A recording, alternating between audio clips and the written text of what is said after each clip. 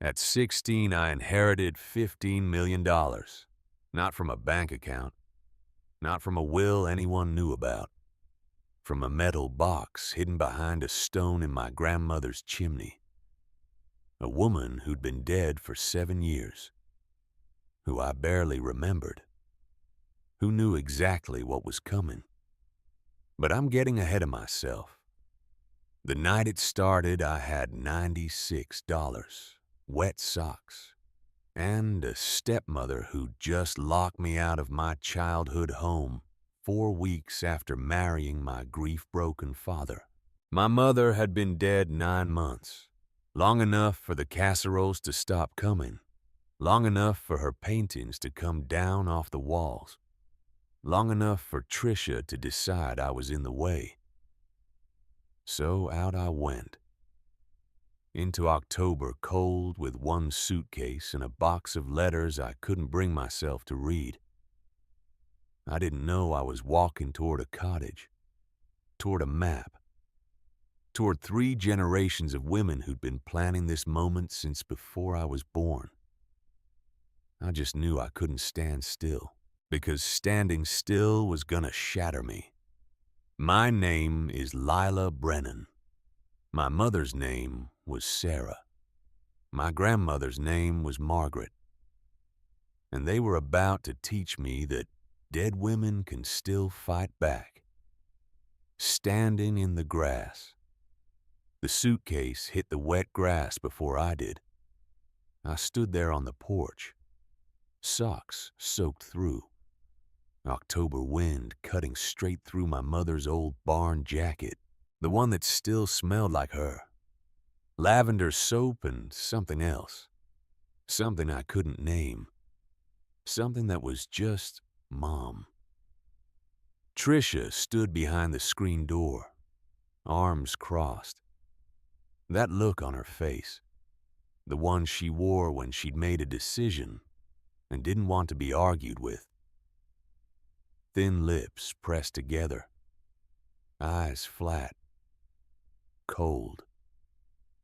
My father stood behind her, one hand on the doorframe, eyes on the floor.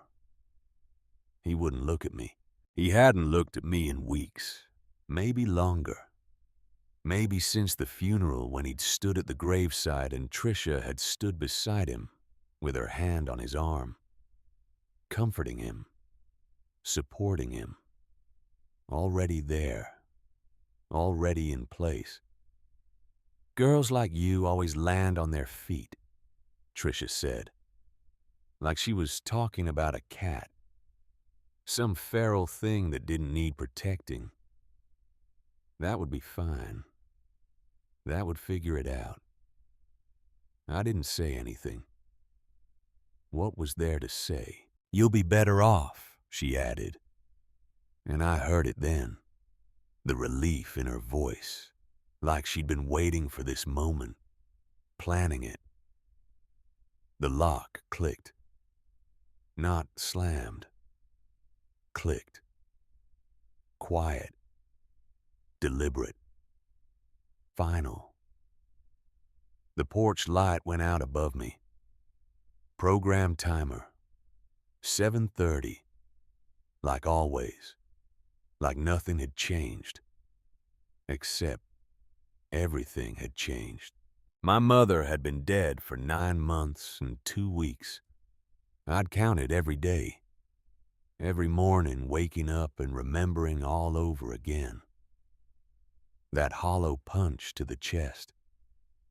She's gone. She's still gone. She'll always be gone. Tricia had married my father 4 weeks after we buried Mom. 4 weeks. I'd come home from school and there'd been a man in a suit in our living room. A justice of the peace, and Tricia in a cream-colored dress that definitely wasn't black. It's just paperwork, Dad had said. Your mother would want me to be happy. Would she? Would she really? I stood in the grass now with one garbage bag of clothes, a shoebox of letters, and $96 in my coat pocket from babysitting the Hendricks twins. I didn't cry. I know that's what you'd expect. The motherless girl, cast out, crying in the rain. Except it wasn't raining, and I was all cried out. Grief does that, empties you, scoops out everything soft and leaves you hollow. A shell, going through motions. I picked up the suitcase, started walking down the gravel drive. My socks squelched, cold water seeping between my toes. I should have put on shoes. Should have grabbed them when Tricia started yelling. But I hadn't thought, hadn't planned, hadn't seen this coming. Even though I should have. The signs had been there. Mom's rocking chair on the curb last Tuesday with a free sign taped to it. Her books in boxes in the garage. Her paintings gone from the hallway walls. Replaced with Tricia's things. Tricia's photos. Tricia's life erasing Mom's like she'd never existed. And Dad had let it happen. Dad had helped it happen. Carrying boxes. Nodding when Tricia said things like fresh start and moving forward. Like Mom was something to move forward from. Some obstacle. Some problem solved. The map. I reached the end of the driveway. Stood at the edge of the county road. Left or right. Left led to town. 4 miles. The Greyhound station. The only bus out of here. Right led to the Hendricks farm. Maybe Mrs. Hendricks would let me sleep in their guest room. Maybe she'd call social services. Maybe I'd end up in foster care. 16 wasn't old enough to be on my own. Not legally, but it was old enough to know when you weren't wanted. I turned left, started walking, and that's when I felt it. The bulge in my coat pocket. Not the babysitting money. Something else. I stopped under a streetlight, pulled it out. A folded piece of paper. Thick. Old. The creases soft like fabric. I didn't remember putting it there. Didn't remember seeing it before. I unfolded it carefully. The paper was yellowed. The ink faded but still visible. A hand-drawn map. Roads sketched in pencil. A small square at the end of a long line.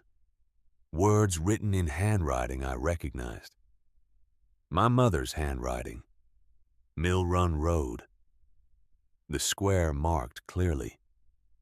And underneath, 2 words underlined twice. Grandma's place. My hands started shaking. Mom had drawn this. Before she died. Before the cancer took her voice and her strength and everything that made her her. She'd drawn this and somehow it had ended up in this jacket pocket. The jacket I'd grabbed on my way out the door tonight. Because it was the only thing of hers Tricia hadn't thrown away yet. I looked closer at the map. Tried to orient myself. Mill Run Road. I knew that name. Vaguely. Some back road out past the valley. Past the last farmhouse. Out where nobody lived anymore. Grandma's place. My grandmother. Margaret Brennan. Maggie to people who knew her. Who died when I was 9. Who I barely remembered. Just flashes. Her hands kneading bread dough. Her voice singing something. Old hymns, maybe. Her funeral, a small country cemetery, a handful of people, an old man in a work jacket who'd shaken Mom's hand and said something I couldn't hear. After she died, Mom had shut down the cottage, boarded it up, never went back. Too many memories, she'd said. And that was that. I'd forgotten about it. The cottage, Grandma Maggie, all of it buried under the weight of Mom's sickness and death and everything after. But Mom hadn't forgotten. She'd left me this map. If you're ever in trouble, if you need somewhere to go. Her voice in my head, clear as anything. From when exactly I couldn't remember. Some conversation, some moment.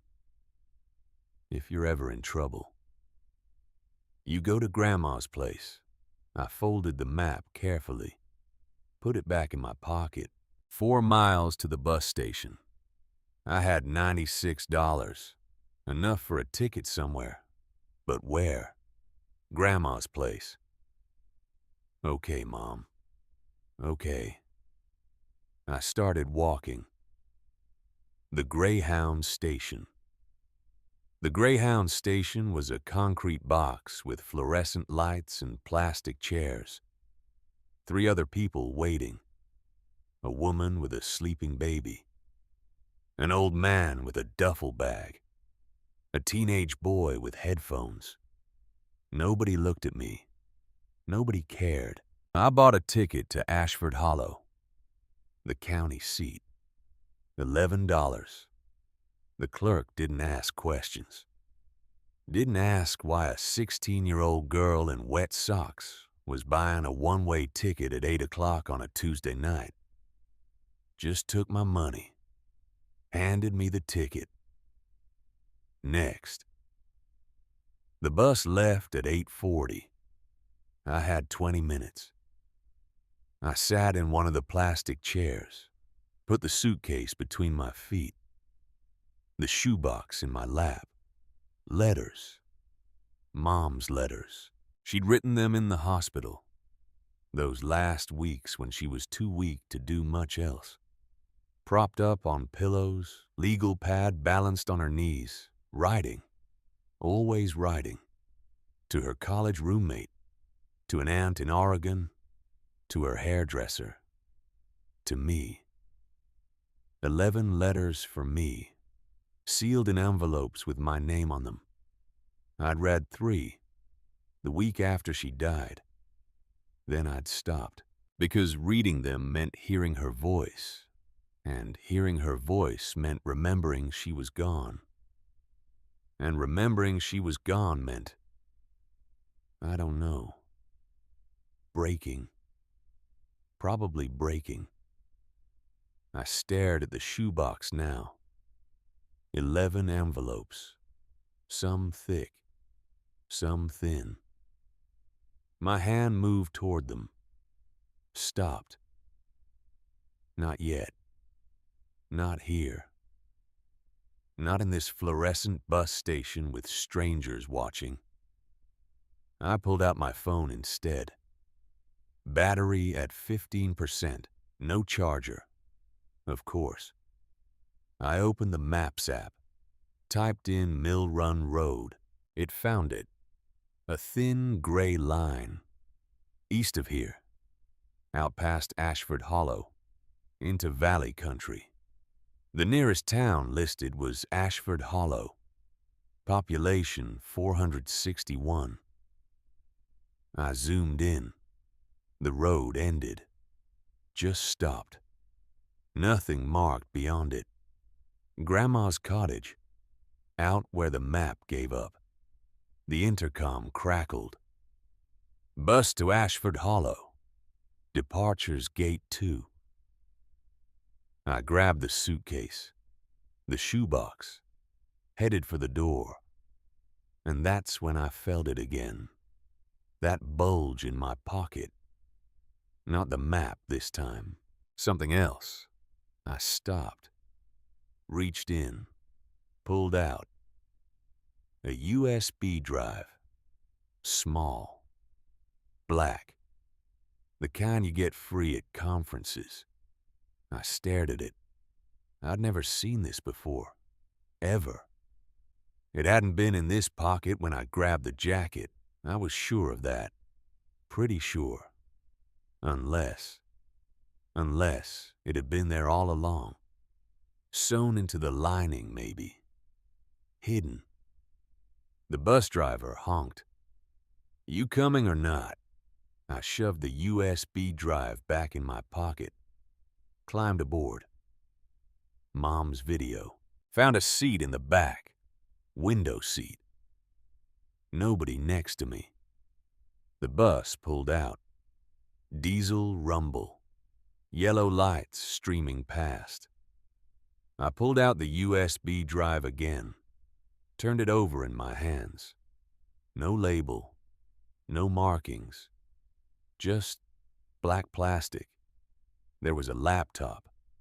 In my backpack. Old. Barely worked. But it had a USB port. I pulled it out. Booted it up. Took 3 minutes and the battery warning was already flashing. I plugged in the drive. One folder. One file inside. Video. MOV format. Dated. 14 months ago. Right before Mom got sick. My finger hovered over the trackpad. Click it. Don't click it. What if it was nothing? What if it was everything? I clicked. The screen went black. Then, Mom's face. She was sitting in her studio. The one in the basement. Morning light coming through the high window. Her easel behind her. She looked tired, thin, but not sick yet. Not dying yet. Just Mom. Emma, she said. Then she stopped, shook her head. No, wait. If you're watching this, your name is Lila now. That's what we decided. Lila. My stomach dropped. What? Lila. Sweetheart. Mom's voice cracked. If you're watching this, I'm gone. And Trisha has shown her true colors. She took a breath, steadied herself. I'm so sorry I didn't protect you better. I saw the emails. 6 months before I got sick, I saw them. Emails. What emails? Mom continued.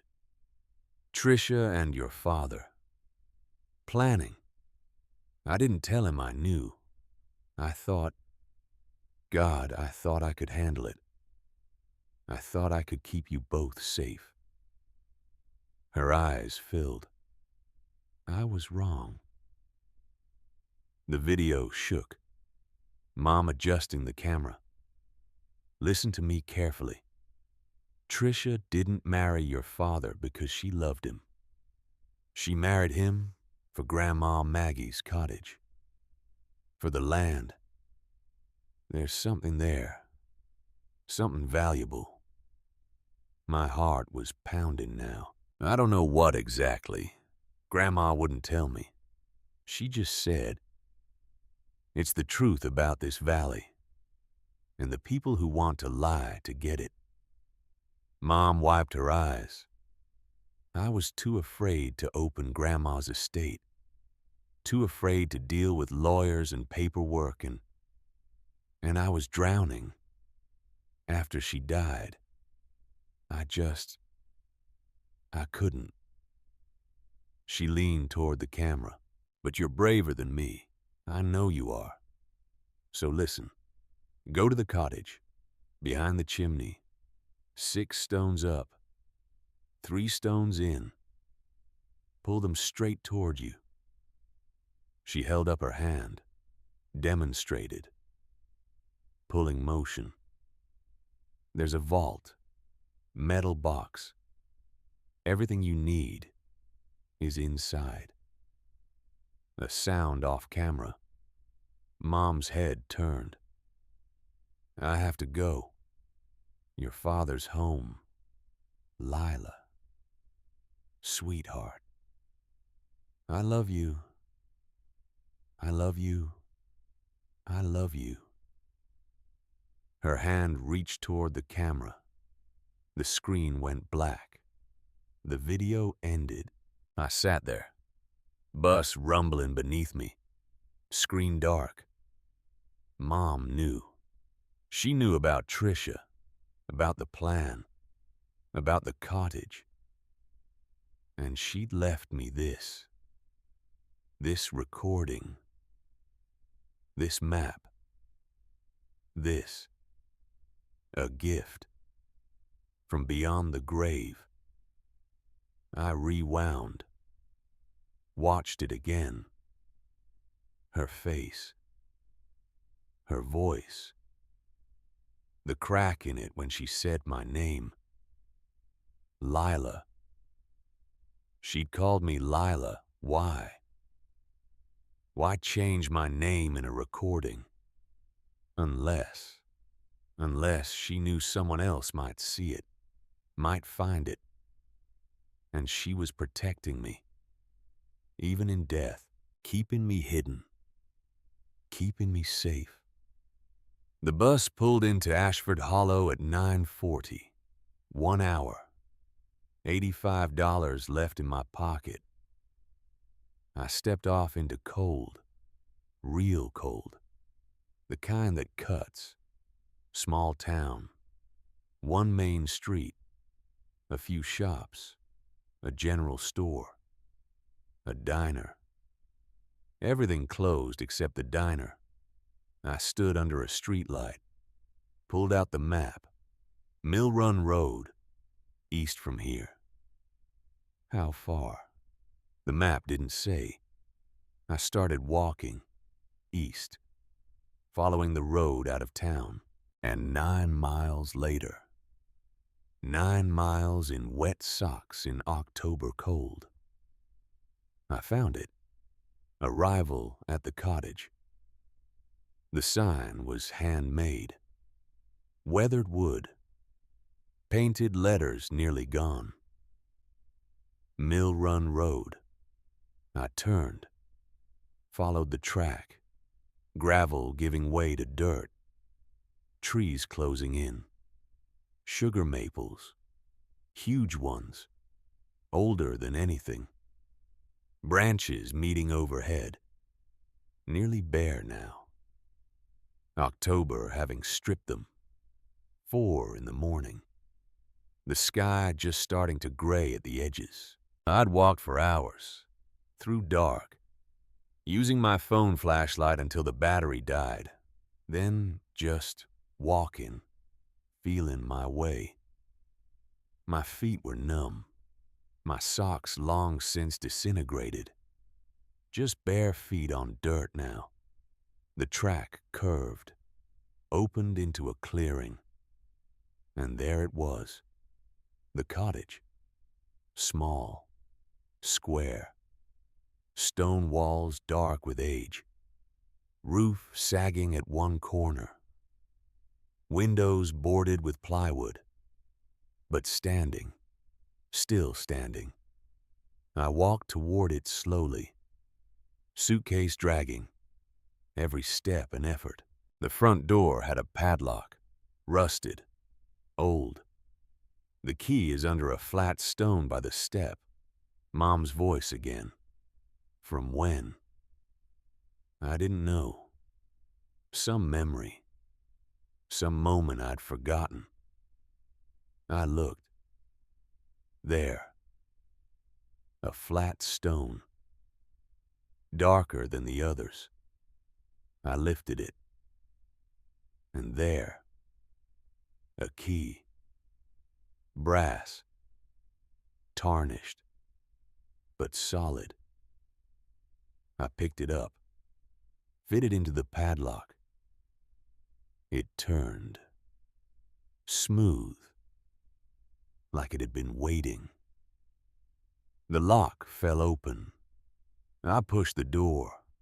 Hinges groaned, loud in the pre-dawn quiet. The smell hit me first. Cold stone, old wood smoke, and something else. Lavender. Faint. So faint I almost thought I imagined it. But no.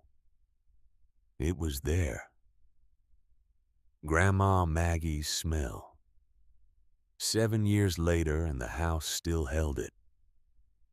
I stepped inside, set the suitcase down, stood in the middle of the room. One room, just like Mom had said. Stone fireplace taking up half the south wall.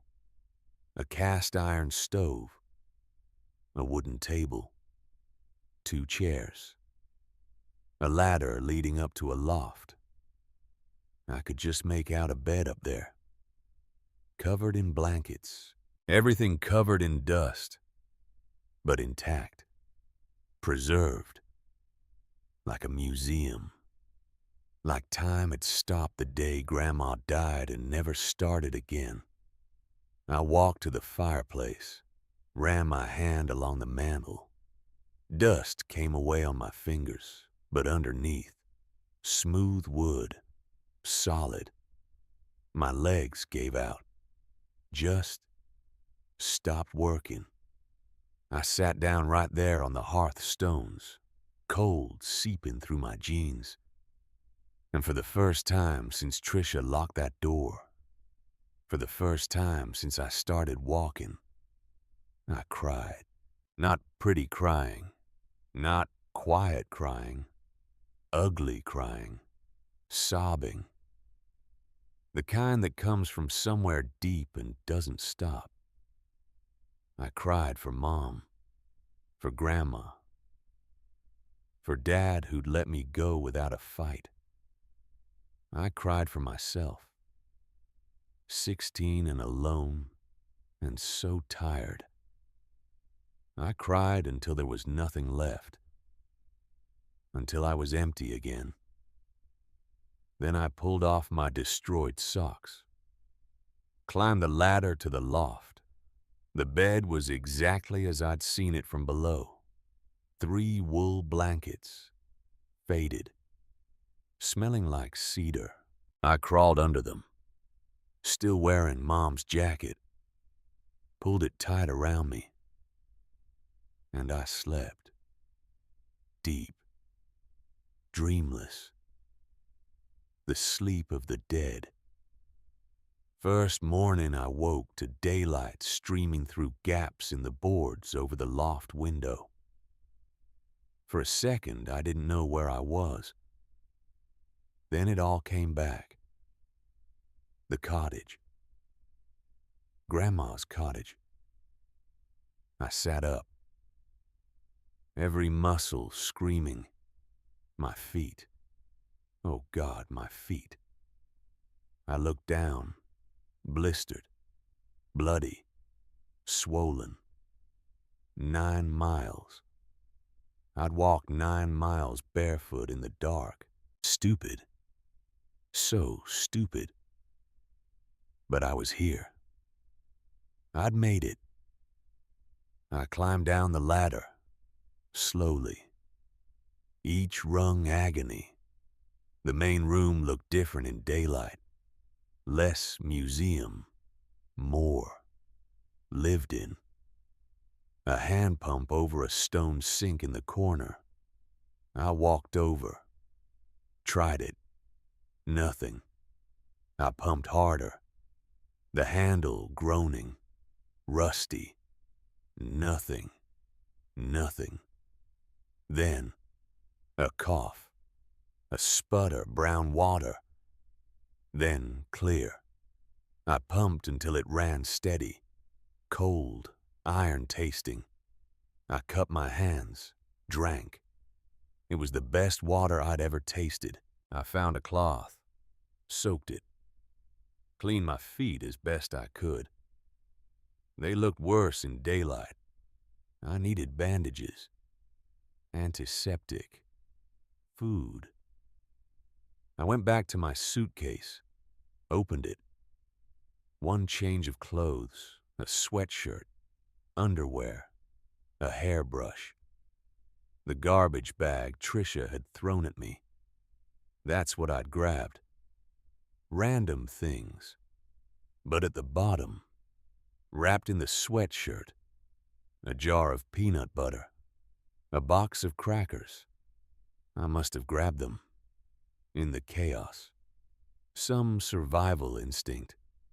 Thank God. I sat at the wooden table, ate peanut butter straight from the jar with a cracker. It was the best meal I'd ever had. The shoebox sat next to me. Mom's letters. I'd brought them. Of course I'd brought them. But I still couldn't. Not yet. Instead, I explored. The cottage wasn't big. One room, the loft. That was it. But there were things. Grandma's things. A rocking chair in the corner. A bookshelf. Books spine-worn. Well-loved. A chest against one wall. I opened it. Quilts. Hand-stitched. Beautiful. And at the bottom, a Bible. I lifted it out. Heavy. Leather-bound. Old. I opened it. The pages were thin, delicate, marked throughout with underlines, notes in the margins, Grandma's handwriting. I recognized it somehow. Small, neat, certain. A piece of paper fell out, folded. I picked it up. A bookmark. Proverbs 31. I opened to that page. The passage was underlined. She considers a field and buys it. From her earnings, she plants a vineyard. And in the margin, in Grandma's hand, not for profit, for protection, for her. Her. Who was her? Me. Was I her? I stared at those words. Not for profit. For protection. Protection from what? I looked around the cottage again. This small stone house. What was worth protecting? Behind the chimney. 6 stones up, 3 in. Mom's words from the video. The vault. I stood. Walked to the fireplace. The chimney was massive. Field stone. Floor to ceiling. Built to last. I walked around it. To the back. The outside wall. 6 stones up from the ground. I counted. 1, 2, 3, 4, 5, 6. 3 stones in from the corner. I counted again. There. The 6th stone, and next to it, the 7th. I put my hands on the 6th stone. Pulled. Nothing. I pulled harder. Scraped my palms. Nothing. Maybe Mom was wrong. Maybe 7 years was too long. Maybe the stones had settled. Sealed. I was about to give up when the stone shifted. Just a fraction. 1/8 of an inch. I pulled again. Harder. Using my weight. It moved, grinding, slow. Then it slid free. Heavy. So heavy I almost dropped it. I set it down in the grass, reached for the seventh stone. It came easier, like it had been waiting. Behind them, darkness. A hollow, rectangular, about the size of 2 shoeboxes, lined with tin, cold, and inside, a metal box, olive green, military surplus, painted with a white letter on the lid. M for Margaret, for Maggie. I lifted it out with both hands, carried it back inside to the table, set it down carefully, like it might break, like it might disappear. The latch was stiff, but it opened. Inside, 3 things. A stack of papers wrapped in wax canvas, tied with hemp twine. A small leather-bound ledger, cover worn soft, and at the bottom, folded in half and in half again, sealed in wax paper, a document, blue backer, notary stamp visible through the wax paper. I lifted it out, unfolded it carefully. The wax paper crinkled, came away, and there, in black ink, formal typeface, last will and testament of Margaret Rose Brennan. A will. Grandma had left a will. My hands started shaking. I read the first line, then again, then a third time. It was dated 11 years before Grandma died. The language was formal, legal, but clear. The cottage and the 41 acres it sat on were left to Mom, Sarah Brennan, in fee simple absolute, whatever that meant. And upon Mom's death, to pass directly to Mom's natural-born children, to me, with a clause, underlined, explicit, excluded in perpetuity from any claim by any spouse, step relation, or party by marriage. Tricia couldn't touch this, ever. The will referenced a second document, a trust. I unwrapped the wax canvas bundle, pages and pages, dense legal text. The Mill Run Mineral and Water Rights Trust, dated 1957, signed by, I squinted, my great-grandfather, Grandma's father. What were mineral rights, water rights? I flipped through, trying to understand. References to silica sand, high-grade deposits, acreage, thousands of acres, numbers, valuations, projections. My head spun. This was. I didn't know what this was. The leather ledger was simpler, a record. Grandma's handwriting, every page. Dates, balances, fees paid, renewals filed. Every January 1st, like clockwork. For 60 years. The last entry was in Grandma's hand. 8 months before she died. To be told when of age. Tell no one else. The valley will come for this when they realize. Keep it until she can hold it. I sat back in the chair, stared at the papers spread across the table. A will no one knew existed. A trust from 1957. Mineral rights, water rights. The valley will come for this.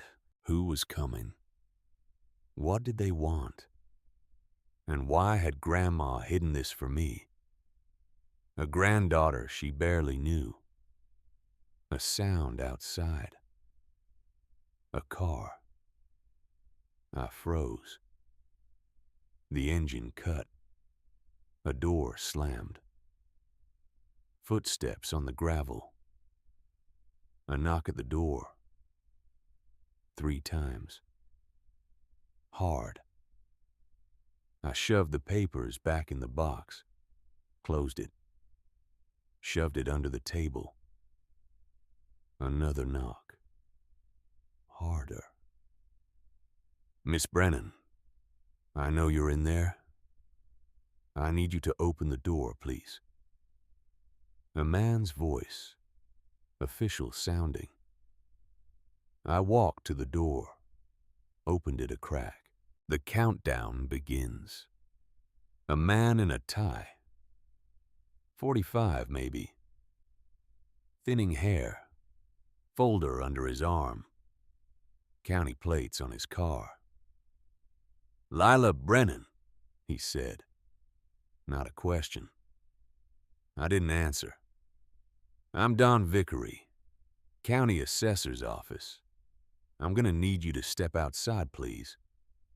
Why?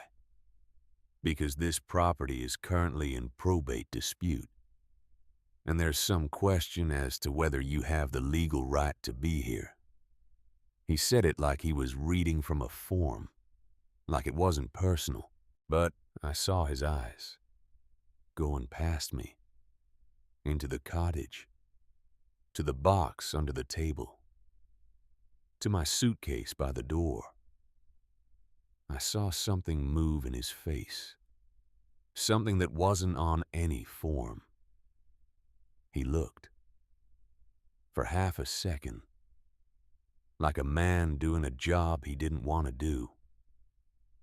I stepped outside, closed the door behind me, stood on the stone step Grandma's grandfather had laid, stones he'd pulled from the creek with horses. And I listened. Don Vickery opened his folder, pulled out papers, clipped together. Official letterhead. According to paperwork filed 2 weeks ago, the Margaret Brennan estate is being opened for review. 2 weeks ago, right after Tricia married Dad. Of course. The cottage you're standing in front of is scheduled to be sold. Tax auction. 41 days from now. 41 days. I felt the number land. Heavy. Final. My grandmother left this place to my mother. I said, your mother is deceased. Then it's mine. He looked at me. That thing in his face again. The thing that wasn't scripted. Miss Brennan, I'm not supposed to tell you this. He glanced at his car, like someone might be watching, listening. There's no will on file at the county clerk's office. There never was. That's not possible. Your mother never opened probate. The cottage has been sitting in legal limbo for 7 years. 7 years since Grandma died. Mom, why didn't you file? Why didn't you? Too afraid, too grieved, too drowning. Her voice from the video. I was a coward about it. Your stepmother's attorney filed an affidavit, Don continued, stating that Margaret Brennan died intestate, without a will.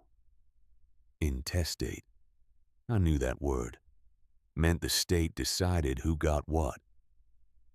They're asserting the property should be distributed to next of kin, which, after your mother's passing, is your father, my father. Who signed? What? Your father signed an instrument of sale, There it was. Dad had sold the cottage before I even knew it existed. The buyer, Don paused, looked at his papers like he was reading something he didn't want to read aloud. Is a holding company, registered in Delaware. Moss Bank Land Holdings. Moss Bank. I'd never heard of them. They've been acquiring properties in this valley about 4 years now. Why? Why would a company want this valley? This nothing valley. The valley will come for this when they realize. Grandma's words in the ledger. They realized. I'm sorry, Miss Brennan. You have 41 days. He closed the folder, walked to his car. I stood there, didn't move. 41 days until a tax auction, until strangers bought my grandmother's cottage, my mother's inheritance, my home, the only home I had left. Don's car started. He rolled down the window. Miss Brennan, if I were you, I'd find a lawyer. Then he drove away, dust rising behind his tires. Mom's letter. I went back inside, sat at the table, stared at the metal box. A will, a trust, rights to. Something valuable enough that a company from Delaware wanted it. Find a lawyer. With what money? I had $85, no phone, dead battery, no charger, no plan, no help, no, wait. Mom's letters. I pulled the shoebox toward me, opened it. 11 envelopes. I'd read 3. That left 8. I found number 8, the one Mom had mentioned in the video. The important one. I opened it. 3 pages. Dense writing. Lila, my girl. There it was. Lila. She'd been calling me that in her letters, too. Preparing me. Even then. I want you to know some things about your grandmother. Things I was never brave enough to tell you while I was well. Your grandmother was not a simple country woman. She was a woman who understood paper, understood records, understood that in this world, if you don't have a document, you don't have a thing. She taught me that. I didn't listen the way I should have, and I'm paying for it now. There is a box behind the chimney. You've found it by now if you're reading this. Good girl. Inside is everything you need. A will, a trust, proof. But listen carefully. The people who want this land, they don't just want the cottage. They want what's underneath. Your great-grandfather registered mineral rights in 1957. Silica sand. High grade, the kind used for glass, for semiconductors, for fiber optics. The seam under this valley is one of the largest deposits east of the Mississippi. I stopped reading. Read that line again. One of the largest deposits. Worth. How much? I kept reading. Grandma wouldn't tell me the exact value. She said knowing would make me a target. But she said this, the company that finds out, they'll come. They'll lie. They'll manipulate. They'll marry into families if they have to. Oh, God. Trisha worked for them. for Moss Bank. Mom knew. She'd known for how long? I read on. If you're reading this, I'm gone. And Trisha has made her move. I'm sorry I couldn't protect you better. But Grandma did. She protected all of us. Behind the chimney. 6 stones up, 3 in. You know this now. Take the will. Take the trust. Find William Thorne. A name. Finally, a name. He's a lawyer. In the county seat. 80 years old now. He helped Grandma draft the will. He's the only one who knows it exists besides me. If anyone can help you, it's him. Tell him Margaret sent you. He'll understand. I love you. I love you. I love you. Mama. I folded the letter. Put it back, carefully. William Thorne, county seat. 80 years old. If he was still alive, big if. I needed to get to the county seat. How far was it? I had no phone, no car, no way to. A knock at the door. I jumped, heart hammering. Not Don Vickery again. Please not. I opened the door. Thomas Keene, an old man, stood there. 65 maybe. Flannel shirt, work jacket. Face that had lived outside his whole life. You're Sarah's girl, he said. Not a question.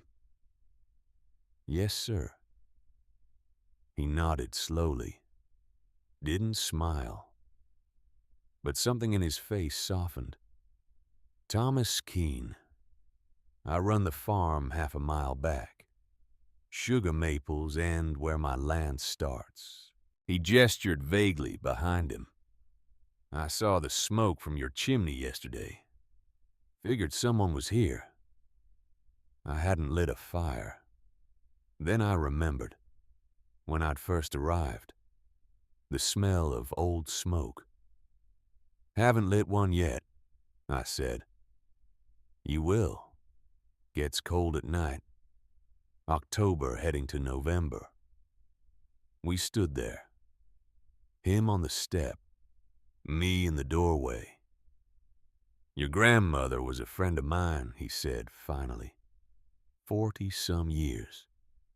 Carried her casket when the time came. The old man at her funeral.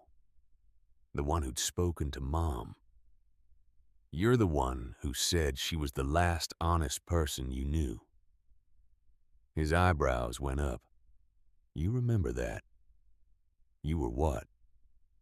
9. I remember. He studied me, taking in my bruised feet, my wrinkled clothes, my probably wild hair. You in trouble, child. Not a question. A statement. I didn't answer, didn't know how to answer. No. Your grandmother told me something. Long time ago. She said if a girl ever showed up here, if Sarah's girl ever showed up, I was to help her. My throat tightened. She said that. Before I was born. She did. Said it more than once. Like she knew. Like she could see it coming. Did she say why? No. Just said. When she comes, you help her. No questions. He reached into his jacket pocket, pulled out a set of keys. My truck's out front. You need to get somewhere. The county seat. I need to find a lawyer. William Thorne. Thomas's face did something. Surprise, maybe. Or recognition. William Thorne. Haven't heard that name in a while. He's still practicing. I don't know. I hope so. Well then, let's go find out. Just like that. No questions. Just, let's go. I grabbed Mom's jacket, the metal box, locked the cottage behind me. Thomas's truck was older than I was. Faded blue, primer spots. But it started. We drove in silence for the first 10 miles. Trees flashing past, valley opening up.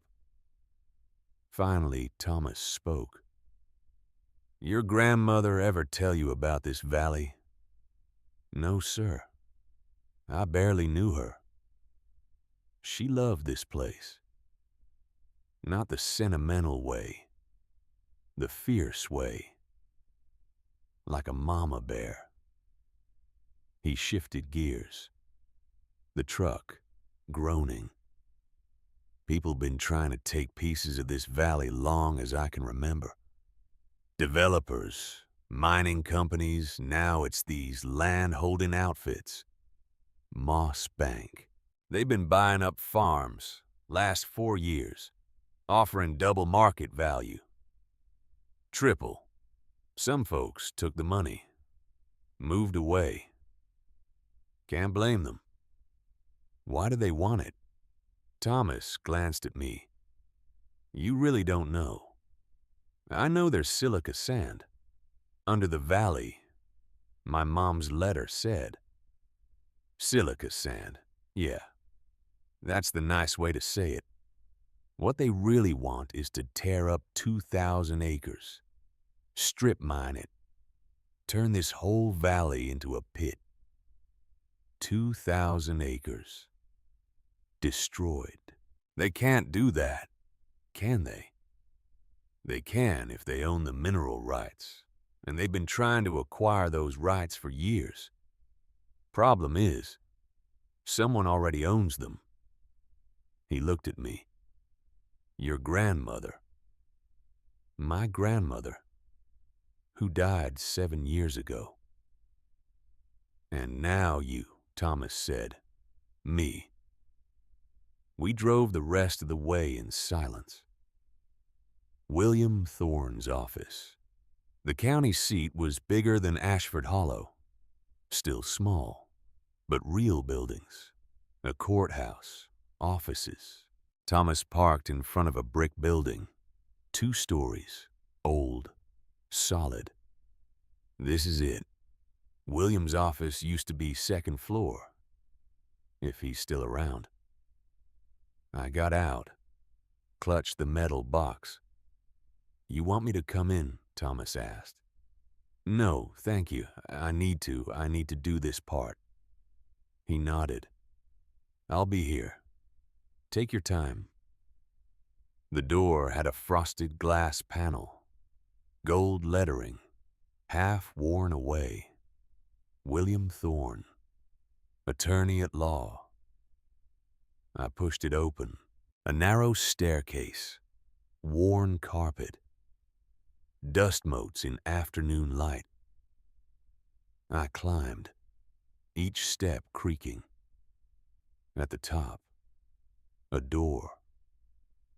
Also frosted glass, same gold lettering. I knocked. Silence. I knocked again. Come in. A woman's voice, older. I opened the door. A small waiting room. 2 chairs. A rubber plant in the corner. A desk. A woman behind it. 75 maybe. Reading glasses, cardigan. She looked up, saw me, and her face changed, like she'd seen a ghost. You're Sarah's daughter, she said. How did everyone know? Was I that obvious? Yes, ma'am. He's been expecting you. My heart jumped. He has. Since you were 9 years old. She stood, walked to an inner door, knocked twice. William, she's here. A pause. Then, send her in. The woman opened the door, gestured me through. Meeting the lawyer. I stepped into a small office. Wood paneling, bookshelves floor to ceiling, a desk covered in papers, and behind the desk, an old man, small, stooped, eyes the color of river ice. He stood when he saw me, slowly, like his joints hurt. I set the metal box on his desk. He looked at it, at the white M painted on the lid, and then he did something I'll never forget.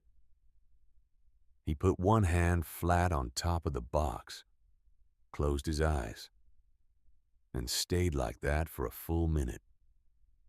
When he opened his eyes again, they were wet. Margaret Rose Brennan, he said softly. You kept your word. He looked at me. Miss Brennan, I need you to tell me very precisely everything that has happened to you in the last 10 days. So I did.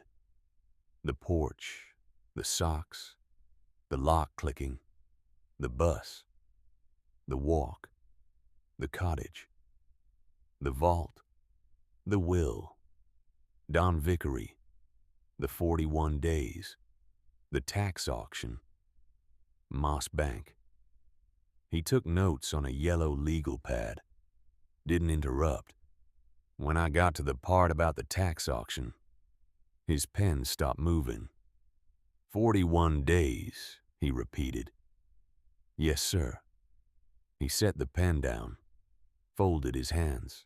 Miss Brennan, the document you've brought to this office, this will, if it's properly executed. And I helped Margaret draft it, so I know it is. It's going to do a great many things. He paused, making sure I was listening. First, it supersedes any claim your stepmother's attorney has made about intestacy. The cottage belonged to your mother the moment Margaret died, whether probate was opened or not. A weight lifted, just a fraction. Upon your mother's death, the cottage passed to you by the terms of the will, with explicit exclusion of any step relation. He tapped the metal box. Your father cannot sell this property. He never could. Any instrument of sale he signed is void. Void. Meaning. Not real. Not binding. Second, the trust. He opened the box, pulled out the wax canvas bundle. The Mill Run Mineral and Water Rights Trust, 1957. I've seen references to this over the years, in county records, but I've never seen the actual document. He unwrapped it carefully, started reading. Minutes passed. 5, 10. Finally, he looked up. Miss Brennan, do you understand what you have here? Mineral rights to silica sand. Not just mineral rights, water rights to Mill Run Creek, which runs underground for 3 miles through the valley. He turned the document, showed me a map, hand-drawn, surveyed. 2,300 acres. The seam runs under all of it. 2,300 acres. Moss Bank has been buying the surface land, the farms, the houses, but they don't own what's underneath. He looked at me over his reading glasses. You do. Me. I owned 2,300 acres of mineral rights. How much is it worth? I whispered. I can't tell you exactly. I'd need current geological surveys, market analysis. But, Miss Brennan, he paused. Moss Bank wouldn't be spending what they're spending if the number were less than 8 figures. 8 figures. $10 million. Or more. The room spun. I gripped the edge of the desk. My stepmother, I said. She knows, doesn't she? William was quiet for a long moment. Miss Brennan, your stepmother's maiden name, before she married your father. Hartwell. Patricia Hartwell. She worked for 7 years as a paralegal at a law firm in the state capital. He pulled a file from his desk, opened it. That firm represents, among other clients, Moss Bank Land Holdings. Everything clicked into place. Tricia didn't just happen to meet Dad. Didn't just happen to be there after Mom died. She'd been sent to get the cottage, to get the land, to get the mineral rights.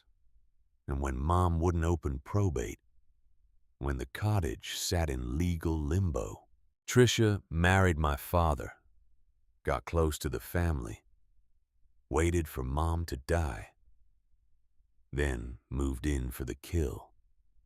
She put me out on purpose, I said, so I wouldn't be there when the auction happened. Most likely, she thought, with no will on file, with Mom dead, with me out of the picture, Dad would inherit everything, and she'd convince him to sell. That would be my assessment. I sat down, legs giving out. I'm 16 years old. I know. I have 41 days. We have 41 days. I looked up. We. William Thorne smiled. Small. Tired, but real. Miss Brennan, I'm 80 years old. I've been practicing law in this county for 54 years. Your grandmother was one of the finest people I ever knew. He stood, slowly, walked around the desk.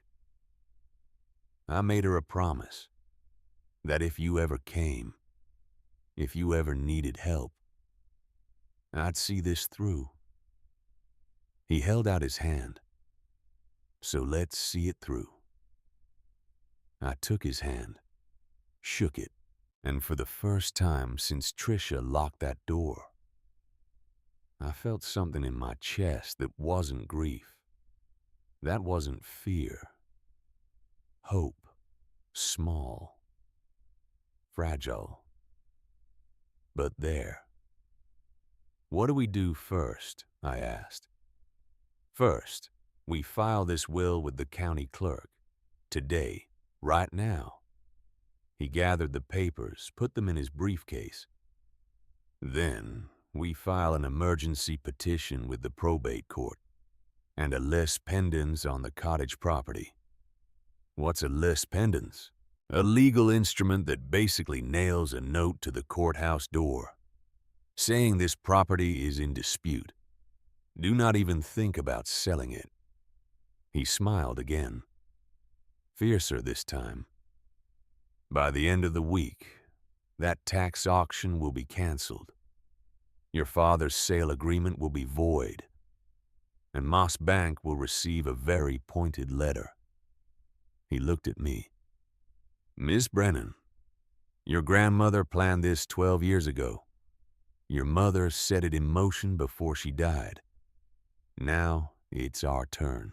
He opened the door, called to his secretary. Helen, Clear my schedule. We're going to the courthouse. Helen appeared in the doorway, smiled at me. About time, she said. William gathered his coat, his briefcase, turned to me. One more thing. Where are you staying? The cottage. Does it have heat? Running water? A fireplace? A hand pump? He frowned. That won't do. Not for winter. Helen. Already on it, Helen said. She can stay in my guest room. I can't. I started. You can, William said. And you will. Because we have work to do. And you need to be somewhere safe. Safe. When was the last time I'd felt safe? I followed William down the stairs, out to the street. Thomas was still there, leaning against his truck. She okay? He asked William. She's going to be, William said. He looked at me. Miss Brennan, your grandmother once told me, the women of this family, they're keepers, not owners. Do you know what that means? I thought about it. About Grandma. About Mom. About the cottage waiting. It means it's not mine to sell. It's mine to protect. William nodded. That's exactly right. He started toward the courthouse, then stopped. Turned back. Oh. And Miss Brennan, you can call me William. We're going to be spending a lot of time together these next 41 days. Yes, sir. William. Good. Now let's go remind Moss Bank that this valley isn't for sale. We walked toward the courthouse. Thomas fell in step beside me. Your grandmother would be proud, he said quietly. I looked at him. You think so? I know so. She always said, when the time comes, Lila will know what to do. She said my name before I was born. She did. She saw you coming. Clear as day. I didn't know what to say to that. We reached the courthouse steps. William climbed them slowly. I followed. And somewhere, in some place beyond this one, I felt 3 women watching. Grandma Margaret, who'd hidden the truth and waited. Mom Sarah, who'd left me a map and believed. And me. Lila Brennan, 16 years old, homeless, broke. But not broken. Not anymore. Behind me. The cottage waited. The chimney stood. The stones held. Ahead of me. 41 days. A fight. A chance. I took a breath. Climbed the steps. And the story. The real story. Was just beginning. William takes action. William Thorne moved faster than any 80-year-old man should be able to move. By 9 the next morning, the will was filed with the county clerk. By noon, emergency petition with the probate court. By 2, lease pendants on the cottage property. A legal instrument that basically hammered a giant no trespassing sign onto the courthouse door. The tax auction. Canceled. Dad's sale agreement. Void. And Moss Bank land holdings, well, they received a certified letter. the kind that makes corporate lawyers earn their retainer. I watched it all happen from a chair in William's office. Helen bringing me tea I didn't drink. Thomas checking in every few hours with food I couldn't eat because my stomach was doing somersaults. Had been since yesterday. Since I'd learned, really learned, what Tricia had done. William came back from the courthouse at 4, set his briefcase down, sat heavily in his chair. "It's done," he said. "What happens now? Now, we wait. Moss Bank has 30 days to respond to our filing. They'll send lawyers. Lots of lawyers." He pulled off his glasses, rubbed his eyes. "But Miss Brennan, Lila, there's something you need to understand." I sat up straighter, prepared for bad news. There was always bad news. "Your mother, Sarah, she came to see me 7 years ago, right after Margaret died. 7 years, when I was 9. She had all the documents, the will, the trust, everything Margaret had left in my safekeeping." He put his glasses back on, met my eyes. I told her, "Sarah, you need to open probate on your mother's estate, file this will, claim what's yours." A pause, long, heavy. She refused. Why? She said she wasn't ready, said she needed time, said she'd come back when she could handle it. William's voice went soft, sad. I tried to convince her, told her the longer she waited, the more complicated it would get. But she was fragile, grieving, drowning in it. He looked out the window, at the courthouse across the street. She never came back. And then, 2 years later, she got sick. Cancer. The thing that took her. By the time I heard she was ill, it was too late. She was in hospice. I went to see her. Brought the papers. Asked if she wanted me to file. My throat tightened.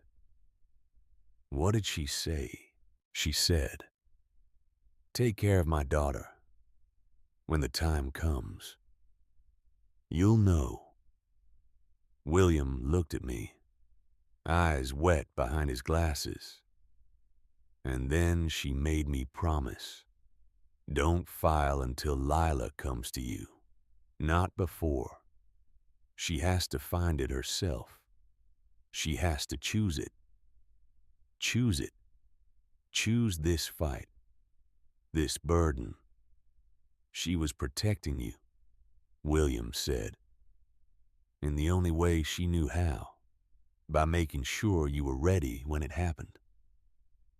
I sat back, tried to process. Mom had known. For 7 years. That this cottage, this land, this fortune was mine.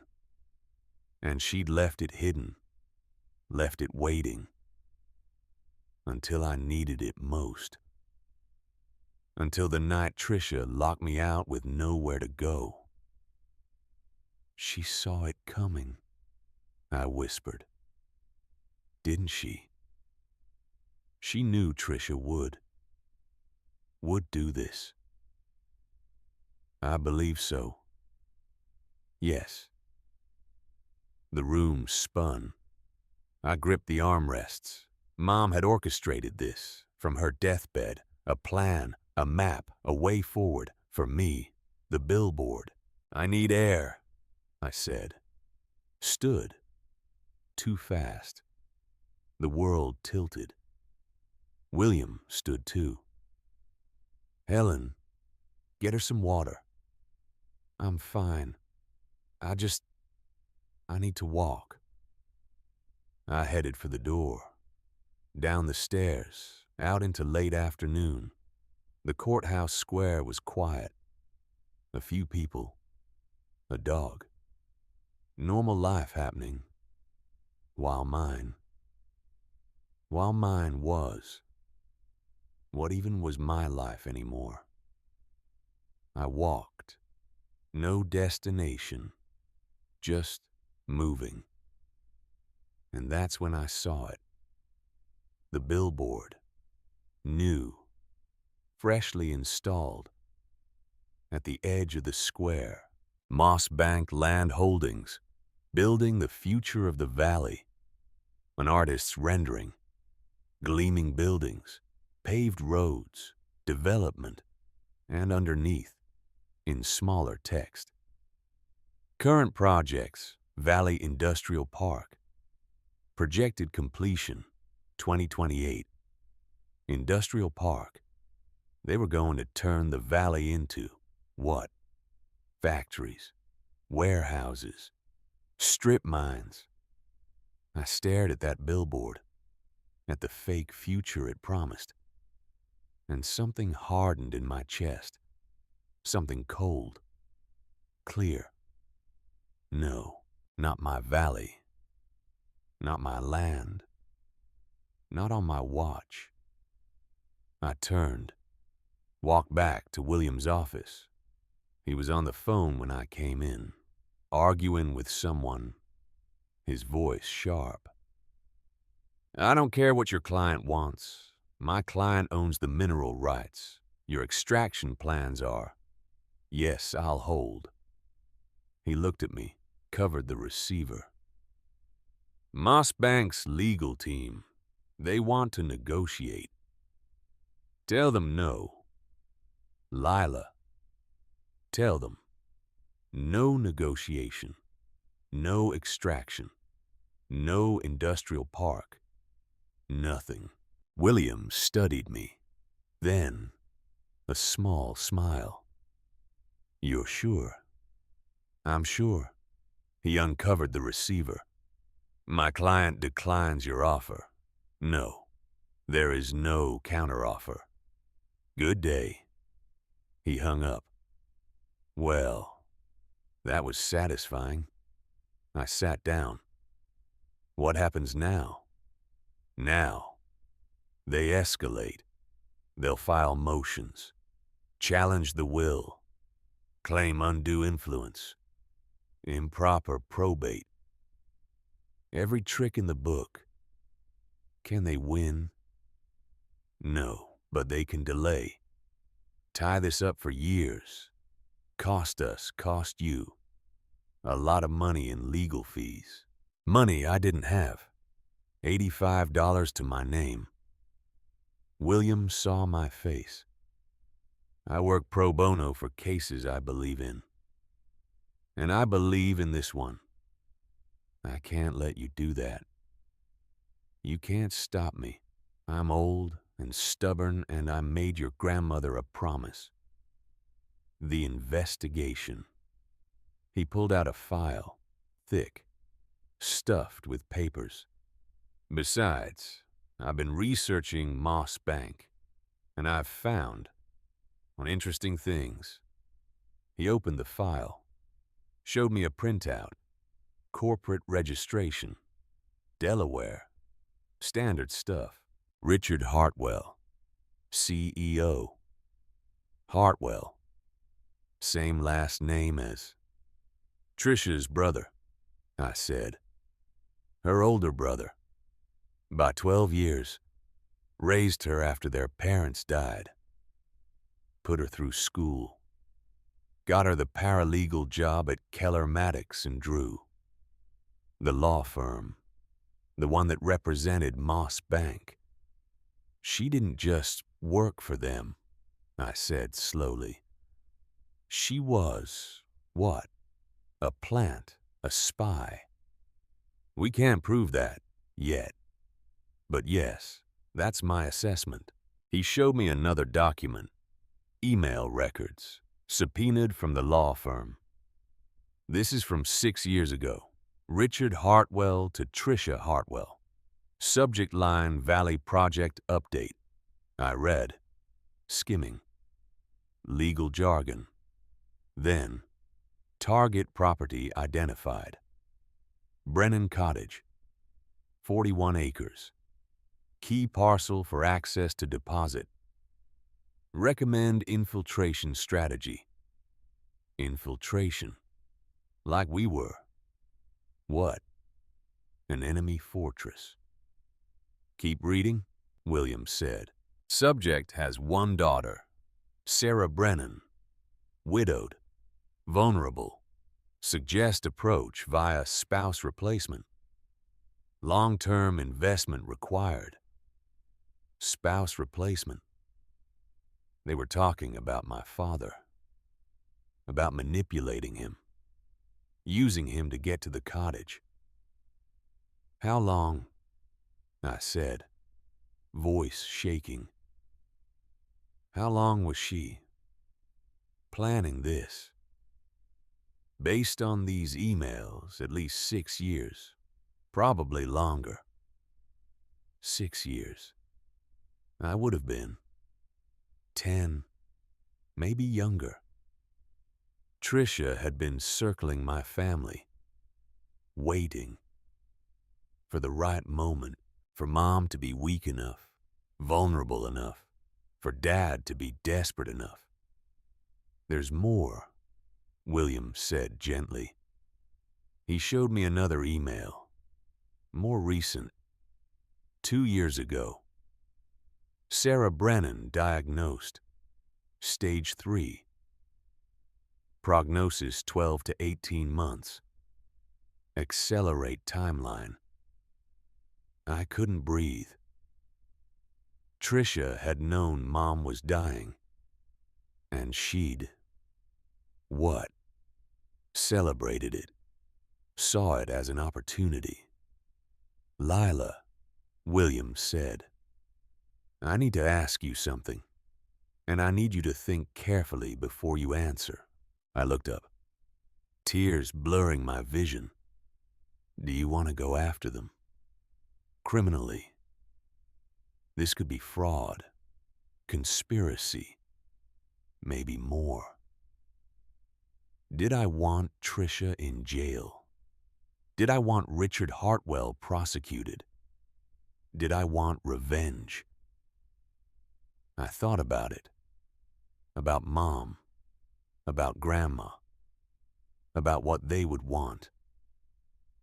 I want the land protected, I said, finally. I want the valley safe. Everything else, I don't care. William nodded. That's what I thought you'd say. You're more like Margaret than you know. He closed the file. All right. Then we focus on the trust, on the mineral rights, on making sure Moss Bank can never touch this valley. How? We prove, definitively, that you own those rights. We get them validated, recorded, locked down. He stood, walked to his bookshelf, pulled down a thick volume. And then, if Moss Bank wants access, they negotiate with you, on your terms, for a price you set. I don't want their money. Then you say no, and the silica stays in the ground. Forever. Forever. The word hung there. Could I do that?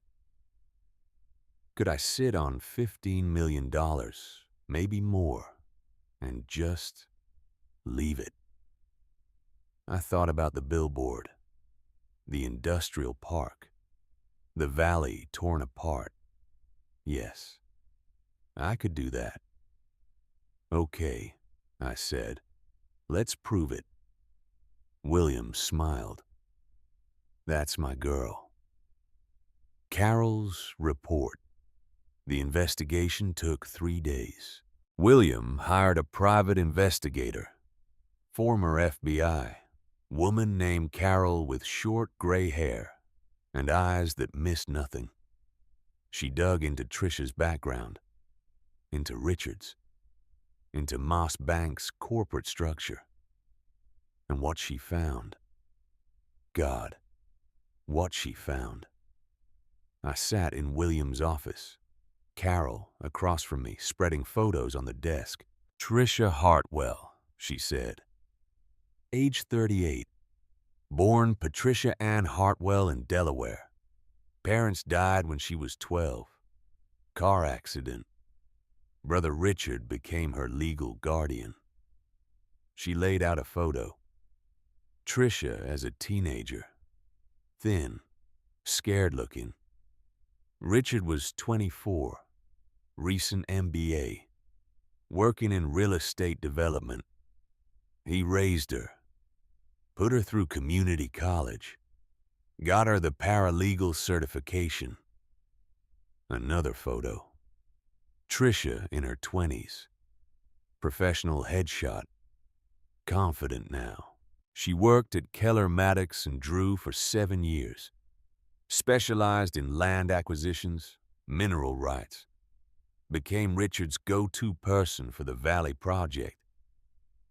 The Valley Project, code name for stealing my family's land.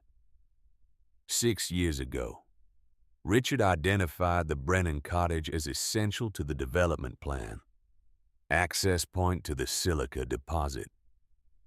He needed someone on the inside. Carol pulled out a timeline, handwritten, detailed. Trisha started attending the same church as your father, volunteered for the same committees, became friends with your mother. My stomach turned. She befriended Mom for 18 months. Before your mother's diagnosis, she was patient, building trust, waiting. Carol showed me more photos, church events, bake sales. Mom and Trisha smiling together. Fake. All of it fake. Then Sarah got sick, and Trisha shifted strategy. She started spending more time with your father, offering help, support, meals.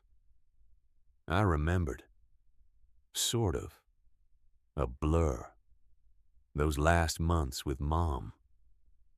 Trisha had been there, bringing casseroles, offering to drive Dad to the hospital, being helpful. Your mother suspected, Carol said. We found emails from Sarah to her college roommate 3 months before she died. She handed me a printout. I'm not crazy, am I? Something about Patricia feels off. The way she looks at David. The way she asks about Mom's cottage. Like she's cataloging, taking inventory. I can't prove anything, but I feel it.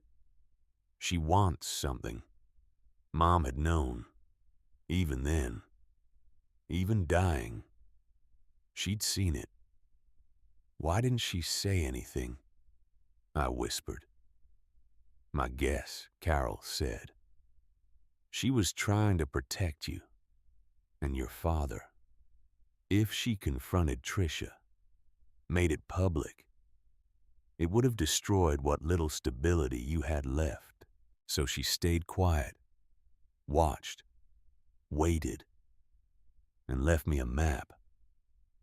There's more, Carol said, about the mineral rights. Moss Bank has been trying to acquire them for a long time. She pulled out geological surveys, going back decades. First survey was done in 1953, identified the silica deposit. Your great-grandfather. He saw the survey results, registered the mineral rights immediately. Smart man. Grandma's father. Those rights have been held in trust ever since. Maintained. Renewed annually. By Margaret. Then by a bank account she set up before she died. Automatically renewing. Generation after generation. Moss Bank found out about the deposit in, we think, 2018. They started buying up surface land quietly through shell companies, thinking the mineral rights had lapsed. But they hadn't. No. Because Margaret was meticulous every year. January 1st, she renewed, even from the grave, the bank account paying the fees automatically. When Moss Bank realized the rights were still active, still owned, they tried to find out who owned them, but the trust was private, confidential. Carol smiled, grim. So they had to guess, and they guessed, based on property records, that if anyone owned them, it would be someone in the Brennan family. So they sent Tricia. I sat back, processing. 6 years. 6 years of planning. Manipulation. Waiting. For what? For my mother to die. For my father to fall apart. For me to be. What? Out of the way. When do we confront them? I said. William, who'd been silent this whole time, spoke up. Soon. But first, we need to go to your father. Going home. My father. Who'd signed the sale agreement. Who'd let Tricia into our home. Our lives. Who'd looked at the floor while she locked me out. I don't want to see him. I know. But Lila, he's still your father. And he has a right to know what she did, who she is. Did he? Did he have a right? He hadn't fought for me, hadn't protected me. But he'd loved Mom. I knew that. Despite everything. He'd loved her. And Tricia had used that love, twisted it, weaponized it. Fine, I said. Let's go. Thomas drove us, me and William, in his old blue truck. The house looked the same. My house. Not my house anymore. Tricia's car in the driveway. Dad's truck beside it. We knocked. Waited. Dad answered. He looked. Worse. Thinner. Gray. Like he'd aged 10 years in 2 weeks. He saw me. His face crumpled. Lila. Dad. We stood there. Awkward. Painful. William cleared his throat. Mr. Brennan, I'm William Thorne, attorney at law. I'm representing your daughter. May we come in? Dad stepped aside. Wordless. We entered. The living room. So familiar. So foreign. Tricia appeared from the kitchen, wiping her hands on a towel. She saw me, saw William, saw Thomas, and something flickered in her eyes. Fear. Just for a second. Then gone. Lila, she said, smooth, concerned. Sweetheart, we've been so worried. Where have you been? The confrontation. Don't, I said. She blinked. Don't what? Don't call me sweetheart. Don't pretend you care. Don't. I pulled out the file, the one Carol had prepared, threw it on the coffee table. We know, I said. Everything. The emails, the plan, your brother, Moss Bank, all of it. Trisha's face didn't move.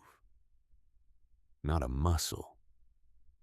But something went out of it. Some light behind her eyes. The performance. It shut off. Dad looked between us. What are you talking about? Your wife, William said, is not who she claims to be. He opened the file, started pulling out documents, emails, photos, timeline.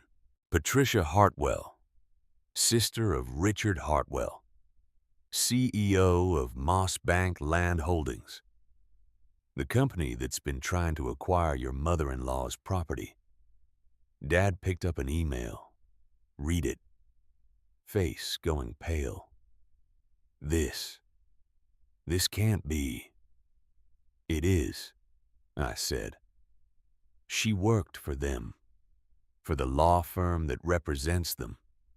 She was sent to get close to us, to you. Dad looked at Trisha. Patricia, tell me this isn't true. Trisha was quiet for a long moment. Then, she did something I didn't expect. She sat down, put her face in her hands. It's true, she said, muffled. The room went dead silent. Dad stood there, frozen. All of it, Trisha continued. The church, the friendship with Sarah, the courtship, all of it. She looked up, mascara running, but not crying, not really, just tired. My brother Richard, he wanted the cottage, the land, the mineral rights. He asked me to get close to you, to Sarah, to find a way in. Dad's hands started shaking. So you, what, married me for a business deal? Yes. One word, flat, final. Dad sat down hard, like his legs gave out. I thought you loved me. Trisha laughed, sharp, bitter. I thought I could. I tried to. You were kind, broken, easy to manipulate. She looked at me. I'm not proud of it, any of it. But you need to understand, I didn't have a choice. Everyone has a choice, William said. Not me. Not with Richard. He saved me. After Mom and Dad died, he gave me a life, a future. I owed him everything. She wiped her face. When he asked me to do this, I couldn't say no. I tried. Once, he reminded me what I owed him, who I was without him. A pause. Nothing. I was nothing. I wanted to feel sorry for her. Some part of me did. The part that understood being controlled, being afraid. But the rest of me, The part that remembered wet socks and locked doors and Mom dying. That part was ice. You could have stopped, I said. At any point, you could have walked away. I know. You could have told the truth before you married him, before you moved into our house, before you threw me out. I know. The deal. Tricia looked at Dad. I did try to tell you. Once. Remember. 2 months ago. I said, David, are you sure about this marriage? Are you sure about me? Dad's face worked, remembering. You said you were nervous, cold feet. I was giving you an out, a chance to see that I wasn't who you thought. But you didn't tell me the truth. No. Because Richard would have. He threatened. If I backed out, he'd destroy me. She stood, walked to the window. You don't know what it's like to owe someone your whole life, to be owned by gratitude, by debt. Actually, I did know. I'd spent 9 months living in a house with a stepmother who resented me, a father who couldn't see me. I knew exactly what it felt like to be invisible, powerless. But I'd fought back. I'd survived. Tricia had chosen this. Every step, every lie. Why are you telling us this now? William asked. You could deny it, fight us. You still could. Tricia turned, looked at him. Because I'm tired. Tired of lying. Tired of pretending. She looked at me. And because your mother, Sarah, she knew. My heart stopped. What? She knew. For the last 6 months of her life, she knew everything. The room tilted. That's not possible. She found an email on your father's computer from my brother to me, laying out the plan. She confronted me privately while you were at school. Tricia's voice cracked, real emotion now. I thought she'd expose me, destroy me. Tell David. Tell you. But she didn't. Why not? Tricia met my eyes. Because she made me a deal. I couldn't breathe. Mom made a deal with Tricia. What deal? I said. Tricia walked to the mantel, picked up a photo. Mom and Dad, wedding day. She said, I'm dying. You're sleeping with my husband. You want my mother's land. I could destroy you right now. Or a pause. Or I could let you have what you want. Under conditions.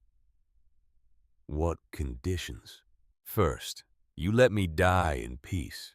No drama. No fighting. You play the devoted friend. You support David.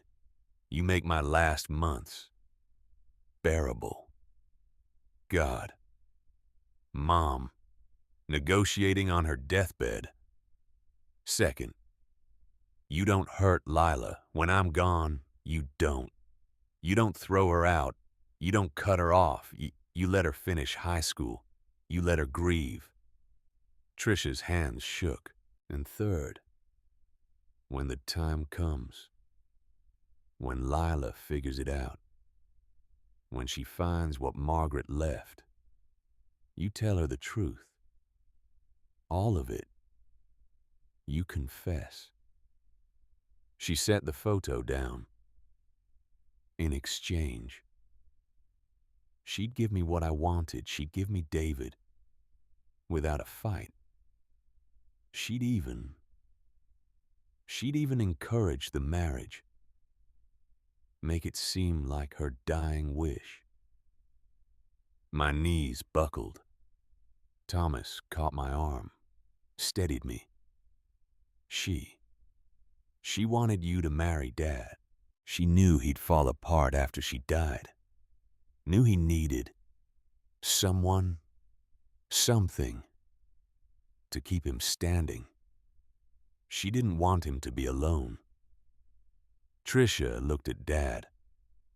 She loved you so much, enough to give you to someone else, to keep you safe.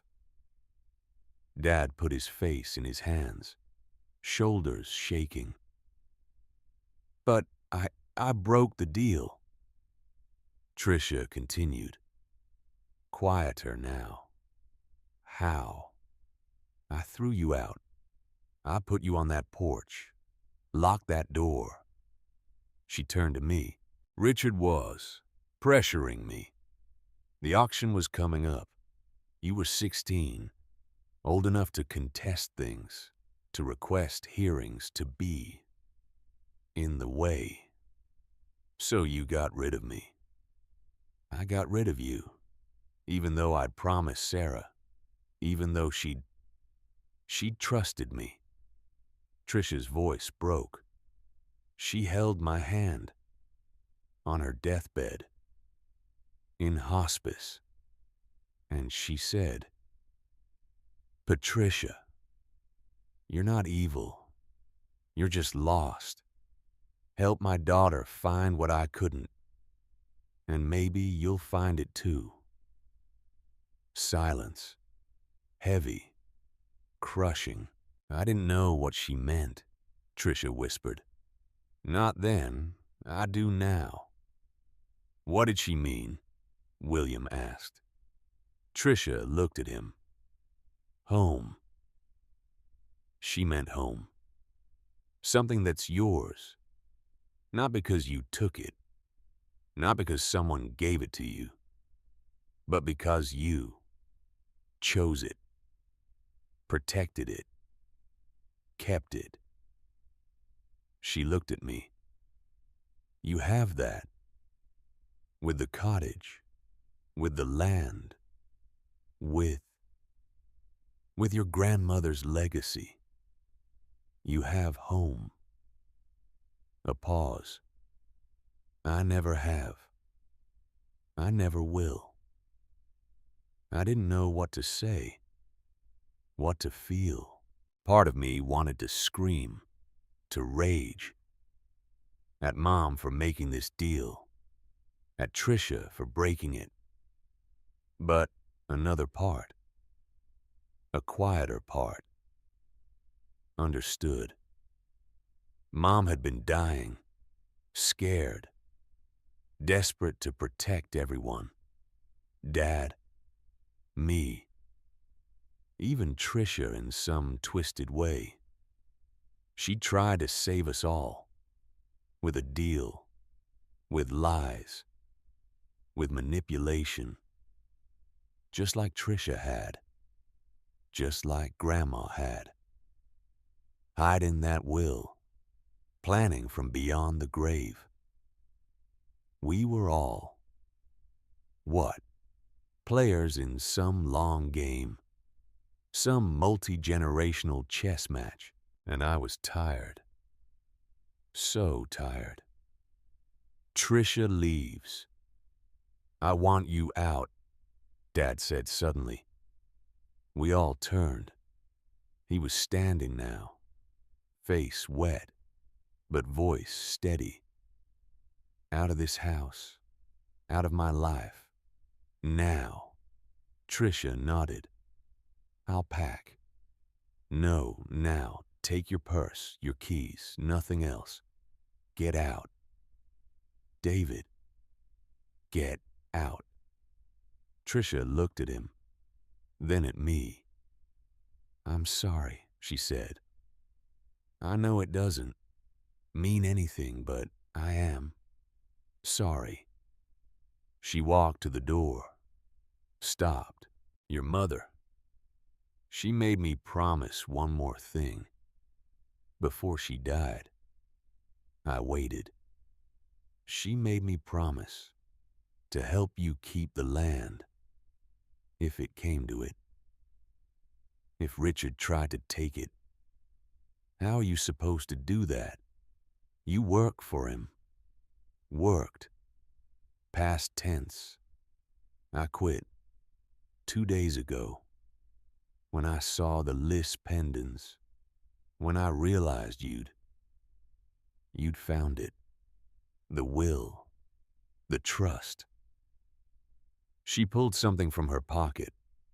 A USB drive. Richard's files. Internal memos. Emails. Geological surveys. Everything Moss Bank has on the Valley Project. She set it on the table. It's all there. Their plans. Their manipulations. Their crimes. Use it. Why are you doing this? Tricia smiled. Sad. Broken. Because your mother was right. I'm lost. But maybe if I help you, I can find something, some piece of myself. That isn't owned by Richard. That isn't corrupted. She opened the door, paused. There's one more thing. On that drive, something you need to know about the mineral rights, about what they're really worth. How much, not how much, what they're for. The silica. It's not just for glass or semiconductors. She looked back. It's for quantum computing, the next generation, worth billions, not millions. Billions. The room spun. Billions. Richard doesn't just want to mine this valley. He wants to own the future, the tech industry, everything. She stepped outside. Don't let him. Please. For Sarah. For Margaret. Don't let him win. The door closed. We stood there, stunned. Dad sat down, put his head in his hands. I'm so sorry, he said, muffled. Leela, I'm so sorry. I looked at him. This man, my father, who'd loved Mom, who'd fallen apart, who'd been used. And I felt, what? Not forgiveness, not yet. Maybe not ever. But understanding. A little. I know, I said. He looked up, eyes red. Can you ever forgive me? I don't know. Maybe, someday. I picked up the USB drive. But first, we need to stop them. Richard, Moss Bank, all of it. William nodded. Agreed. But Lila, we need to be smart. This isn't just about the cottage anymore. This is about billions of dollars. Powerful people. What do? We prepare. We build an airtight case. And we go to the deposition ready for war. The deposition. The conference room was designed to intimidate. Long table, floor-to-ceiling windows, city view. Moss Bank sent 3 lawyers, expensive suits, leather briefcases. The kind of people who bill $800 an hour. And Richard Hartwell, in person, mid-50s, graying hair, tailored suit, smile that didn't reach his eyes. He looked at me, 16 years old in jeans and a sweater. Thomas's sweater. Too big. His smile widened. This was gonna be easy. His smile said, "This child. This nobody." William set his briefcase on the table, opened it methodically. "Thank you for coming," he said. "Pleasant, professional." "Of course," Richard said, smooth. "We're always happy to resolve these misunderstandings amicably." "There's no misunderstanding. My client owns the mineral rights to 2,300 acres. Your company has been operating on the assumption those rights were available. They are not." Richard's lawyer, a woman, sharp, spoke up. "Mr. Thorne, we've reviewed the documents you filed, the will, the trust, and while we acknowledge their existence, we have serious questions about their validity. Such as, why wasn't this will filed 7 years ago, when Margaret Brennan died? Why did Sarah Brennan never open probate? Why was it hidden behind a wall?" William smiled. Thin. "Because Margaret Brennan didn't trust people like you. She knew someone would come for her land, so she protected it. The only way she knew how. By hiding evidence. By ensuring it would be found. By the right person, at the right time." The lawyer pulled out documents. "We're also questioning the trust itself. It's old, 1957, maintained by automatic renewal. We believe there are grounds to challenge whether those renewals were properly executed." William pulled out the ledger, Grandma's ledger. Every renewal, documented, signed, notarized, for 68 years. He slid it across the table. "Your turn." Richard leaned forward, studied the ledger, then looked at me. "Miss Brennan, may I speak to you directly?" William tensed. "My client is a minor. Anything you have to say goes through me." "I understand, but surely she can hear an offer." "What offer?" Richard sat back, steepled his fingers. "We're prepared to acknowledge the trust and to negotiate a fair royalty structure for extraction rights." "How fair?" 8% of gross profits, guaranteed minimum $1 million annually for 20 years. $20 million, guaranteed. I felt the number. Heavy, tempting. William looked at me, raised an eyebrow. "Your call." I thought about it. About the cottage. About Grandma, about Mom. About what home meant.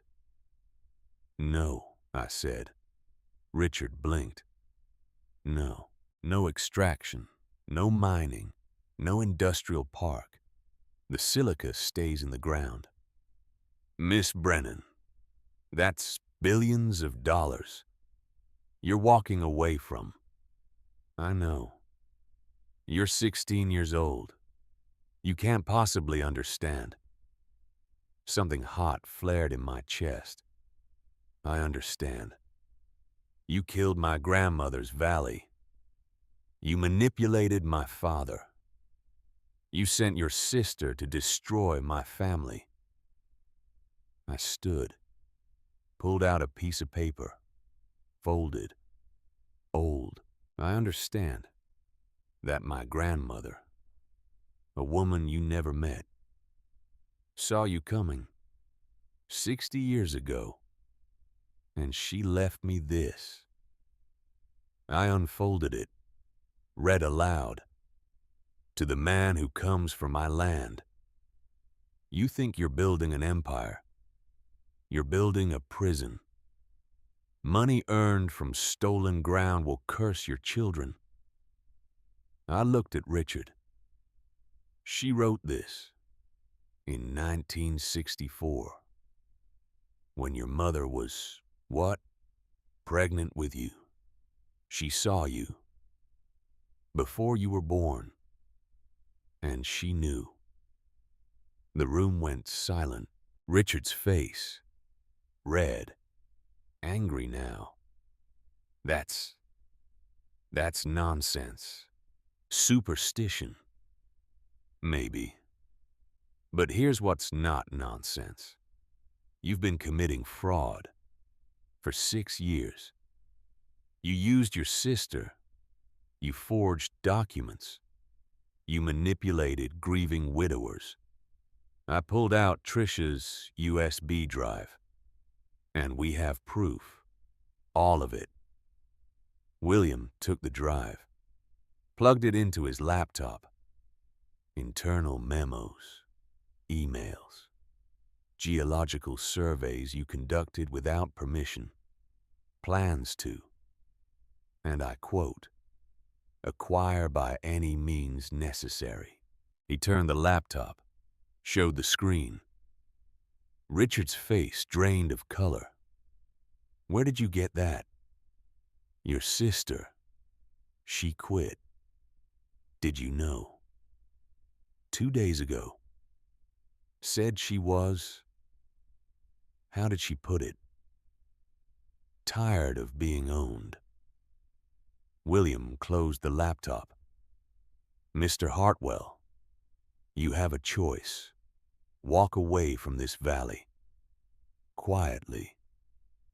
Or we take this to the district attorney, and you explain to a jury how you planned, for years, to defraud a 16-year-old orphan. The lawyers whispered among themselves, frantic. Richard sat there, jaw clenched. Finally, he stood. This isn't over. Yes, it is, William said. You just don't know it yet. Richard and his lawyers filed out. The room emptied. I sat down, shaking, adrenaline crashing. Thomas put a hand on my shoulder. You did good, kid. Did I? I just turned down $20 million. You turned down blood money. There's a difference. William packed his briefcase. They'll be back. With threats. With lawsuits. With everything they have. Can we win? We already won. The rest is just paperwork. He looked at me. Your grandmother would be proud. You stood up. You said no. You protected home. Home. The cottage. The valley. The land. Not mine to sell. Mine to keep. What happens now? I asked. Now. We formalize everything. Record the mineral rights. Lock them down. Make it so no one, ever, can take them. And then, you go back to the cottage. You finish school. You live your life. He smiled. And someday, when you're ready, you pass it on to the next keeper. The next keeper. Not owner. Keeper. Because land doesn't belong to people. People belong to land. And we're just passing through, keeping watch until it's time. To pass the key, I stood, picked up Grandma's ledger, ran my hand over the worn leather. Inside, 68 years of entries, of keeping, of watching. Soon, I'd make my own entry. L has held it. Valley protected. Truth kept. I closed the ledger, looked out the window, somewhere, 42 miles from here. A cottage waited. Stone walls, cedar roof, hearth fire, home. Not because I owned it, because it owned me. And I was ready to keep it. For the next girl, the next truth, the next generation. Who would come? Someday, looking for home. And find it, waiting. The settlement offer came 3 days later. Certified mail. Thick envelope. Mossbank's lawyers trying one last time. William opened it in his office, read aloud. In recognition of the valid mineral rights held by Lila Brennan, Mossbank Land Holdings proposes the following. Limited extraction rights. 200 acres. 20-year lease. 8% royalty on gross profits. He looked up. Guaranteed minimum. 1.2 million annually. For 20 years. I did the math. $24 million guaranteed. They've also agreed to, and I quote, restore all extraction sites to natural state upon completion. Fund an environmental trust. Hire local workers. William set the letter down. It's a good offer, Lila. Better than good. It's generous. Thomas, sitting in the corner, spoke up. It's also a trap. We both looked at him. 200 acres today. 400 tomorrow. They get their foot in the door. Start extraction. Find ways to expand. Loopholes. Exceptions. He stood, walked to the window. 20 years from now, the whole valley's a pit. And you've got money. Sure. But no home. I stared at the letter. At those numbers, 1.2 million every year for doing nothing, for just saying yes. I could go to college, any college, could help Dad, could do anything, except keep my promise to Grandma, to Mom, to the valley. I want to make a counteroffer, I said. William raised his eyebrows. A counteroffer. Yes, but not about money. I pulled out my notebook, the one I'd been writing in, planning in. What if instead of selling extraction rights, we create something else? Like what? A trust. But not for me, for the valley, for the people who live here. I opened the notebook, showed them my notes. The Stone Valley Community Trust. We sell limited rights, just like they want, 200 acres. But the money, it doesn't go to me. Where does it go? Scholarships for kids in the valley, Small business grants, healthcare fund, land preservation. I looked at William. We turned their greed into something good, something that lasts. William was quiet, reading my notes. Thomas smiled, slow, wide. Your grandmother, he said, would have loved this. You think so? I know so, she always said. Land is people. People are land. You can't save one without the other. William looked up. This is ambitious Lila, setting up a charitable trust, managing it, distributing funds. It's a lifetime commitment. I know. And you're 16. I know that too. He studied me, then nodded. All right. Let's do it. But we do it right. Full legal structure. Board of directors, accountability, transparency. Who runs it? You. When you're of age, until then, a trustee, someone you trust completely. I looked at Thomas. He held up his hands. Don't look at me. I'm a farmer. I can barely balance my checkbook. William smiled. I'll do it. Until you're ready. I'll oversee the trust. Make sure the money goes where it should. You do that. I made your grandmother a promise. This feels like keeping it. He picked up his phone, started dialing. Let me call Moss Bank. See if they'll even consider this. Negotiating terms. They did. Barely. Richard Hartwell's lawyers came back the next day, furious. This is unacceptable.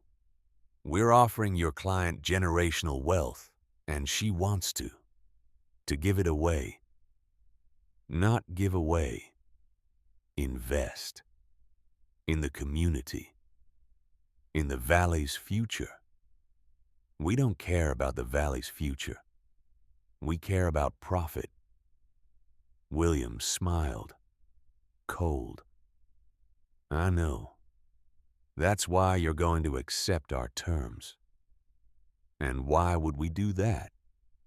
Because we have something you need, and you have nothing we want.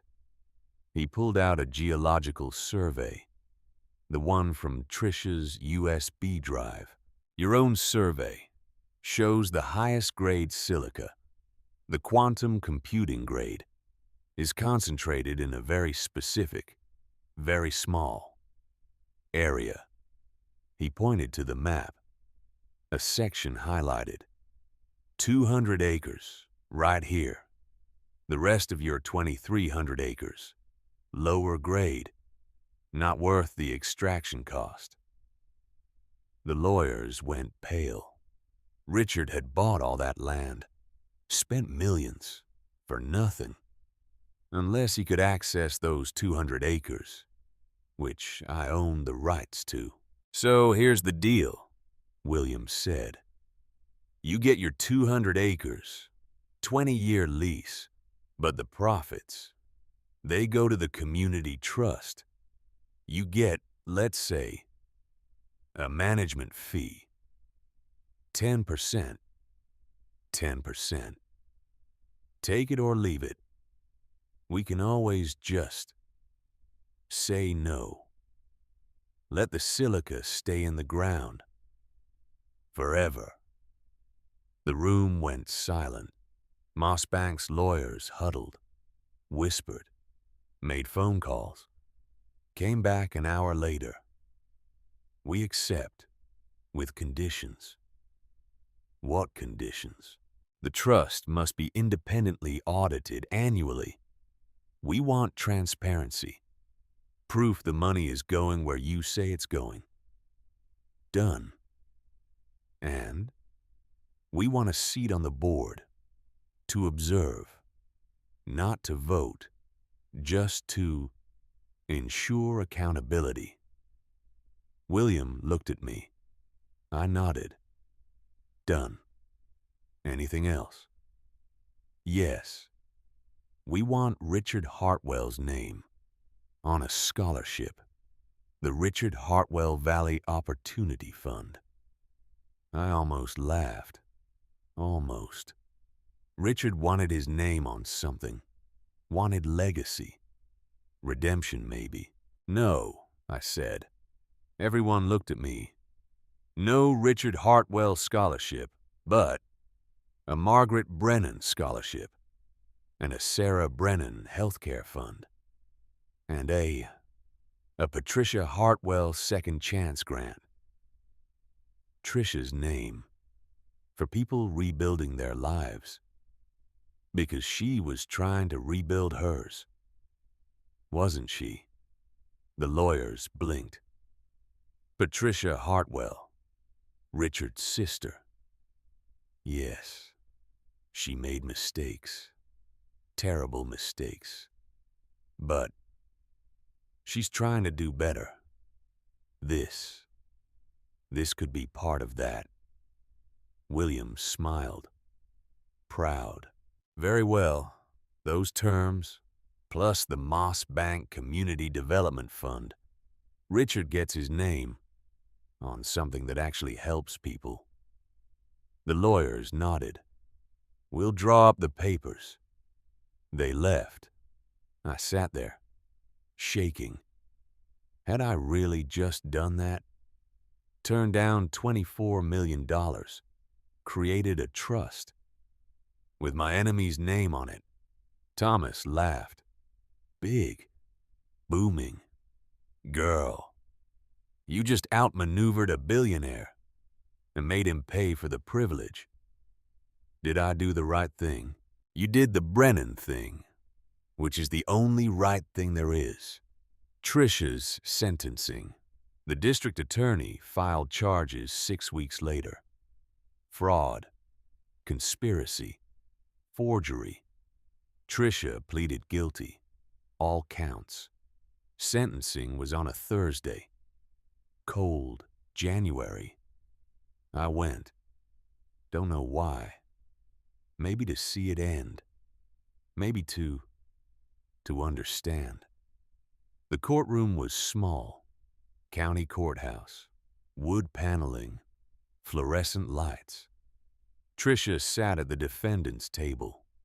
Public defender beside her. She'd lost weight. Hair pulled back. No makeup. She saw me. Nodded slightly. The judge. An older woman. Silver hair. Reading glasses. Read the charges. How do you plead? Guilty, Your Honor. Do you understand the consequences? Yes, Your Honor. The judge looked at the file. At Trisha. At me. Miss Hartwell, the prosecution is recommending 18 months, with credit for time served. Do you have anything to say? Trisha stood, slowly. Yes, Your Honor, I'd like to apologize.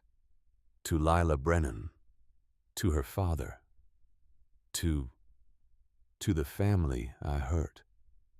Her voice cracked. What I did was unforgivable. I know that. I exploited grief, manipulated trust, for money, for my brother, for reasons that don't matter now. She looked at me. But I want you to know, Lila, that your mother, Sarah, she tried to save me. Even at the end, even when she knew what I was, she tried. Tears now, real ones. She said, people can change, if they choose to. I didn't believe her, but I'm trying now to choose it, to change. She wiped her face. I don't expect forgiveness. I don't deserve it. But I wanted you to know. I'm sorry. Truly. The judge waited. Then, 18 months. Franklin County Correctional Facility, followed by 2 years probation. Court adjourned. The gavel fell. Guards came, led Tricia away. She looked back once, mouthed something. Thank you. For what? For the scholarship fund with her name. For not hating her completely. I don't know. Coffee with Dad. I left the courthouse, found Dad waiting outside. We'd been careful around each other. Since that day at the house, he was trying therapy, AA meetings, even though he didn't drink much, just trying to be better. You okay? He asked. Yeah, you? Yeah. We stood there, awkward. Want to get coffee, he said. Okay. We went to a diner, sat in a booth, ordered coffee we didn't drink. I'm selling the house, he said suddenly. What? The house, where you grew up. I'm selling it. Can't be there anymore. Too many ghosts. I understood. God, I understood. Where will you go? Smaller place. Apartment, maybe. Closer to work. He stirred his coffee, round and round. I wanted to ask if you wanted anything from the house before it's gone. Did I? Mom's things were already gone. Tricia had seen to that. But maybe there were other things. Mom's studio, in the basement. Is it still there? Mostly. I couldn't bring myself to touch it. I'd like her easel. And her paintbrushes. Dad nodded, wrote it down on a napkin. Anything else? The rocking chair, if you still have it. From the curb. Yeah, I brought it back after you left, put it in the garage. Something in my chest loosened. Thank you. We sat in silence, drinking coffee that had gone cold. I'm sorry, Dad said finally. I know I keep saying it, but I am so sorry. I know. Will you ever forgive me? Could I? Would I? I thought about Mom, about her deal with Tricia, about choosing grace over revenge. I don't know, I said honestly. Not yet. Maybe not ever. But I looked at him. But I understand a little how grief can break you, make you desperate, make you blind. Dad's eyes filled. Your mother, she would have handled this better. All of it. She was the strong one. She was scared too. That's why she hid everything. Why she made that deal. She was trying to protect us in the only way she knew how. She did protect you. With that map, that cottage, that That whole plan. He smiled. Sad. Broken. She was 10 steps ahead. Always. Even dying. She was planning. Protecting. She loved you, I said. Despite everything, she loved you. I know. I just wish. I wish I'd been strong enough to deserve it. We finished our coffee. Paid. Walked outside. Cold January air. Clear sky. You coming to the cottage? I asked. This Sunday. To fix the roof. We'd started a routine. Every Sunday, Dad drove out. We worked on the cottage together, replacing boards, fixing windows, slow work, quiet work, building something, together. Yeah, I'll be there. Okay, see you Sunday. Lila. I turned. I'm proud of you. What you did. With the trust. With the valley. Your mom would be so proud. My throat tightened. Thanks, Dad. I walked away. Got in Thomas's truck. He'd been waiting. How'd it go? He asked. 18 months. She apologized. You believe her. I think. I think she meant it. Whether it matters, I don't know. Thomas started the truck. Drove. Forgiveness is funny, he said. People think it's for the other person, but it's not. It's for you. So you don't carry their poison around. I'm not ready to forgive her. That's okay. Maybe you never will be. But understanding, that's different. You can understand why someone did something terrible without saying it was okay. I thought about that. The whole drive home. Understanding versus forgiving. Maybe I'd never forgive Trisha. Or Dad. Or anyone. But I could understand. Their fear. Their weakness. Their humanity. And maybe. That was enough. 3 years later, I stood in front of the cottage. The Valley's cottage. I was 19 now. Sophomore at State University. Studying environmental law. The cottage looked different. Better. New roof. Thomas and Dad had finished it last spring. Windows unboarded. Clear glass. Letting light in. Garden in front. Vegetables and herbs. Helen had helped me plant them. Smoke rising from the chimney. I'd started a fire this morning before leaving for class. Home. Real. Solid.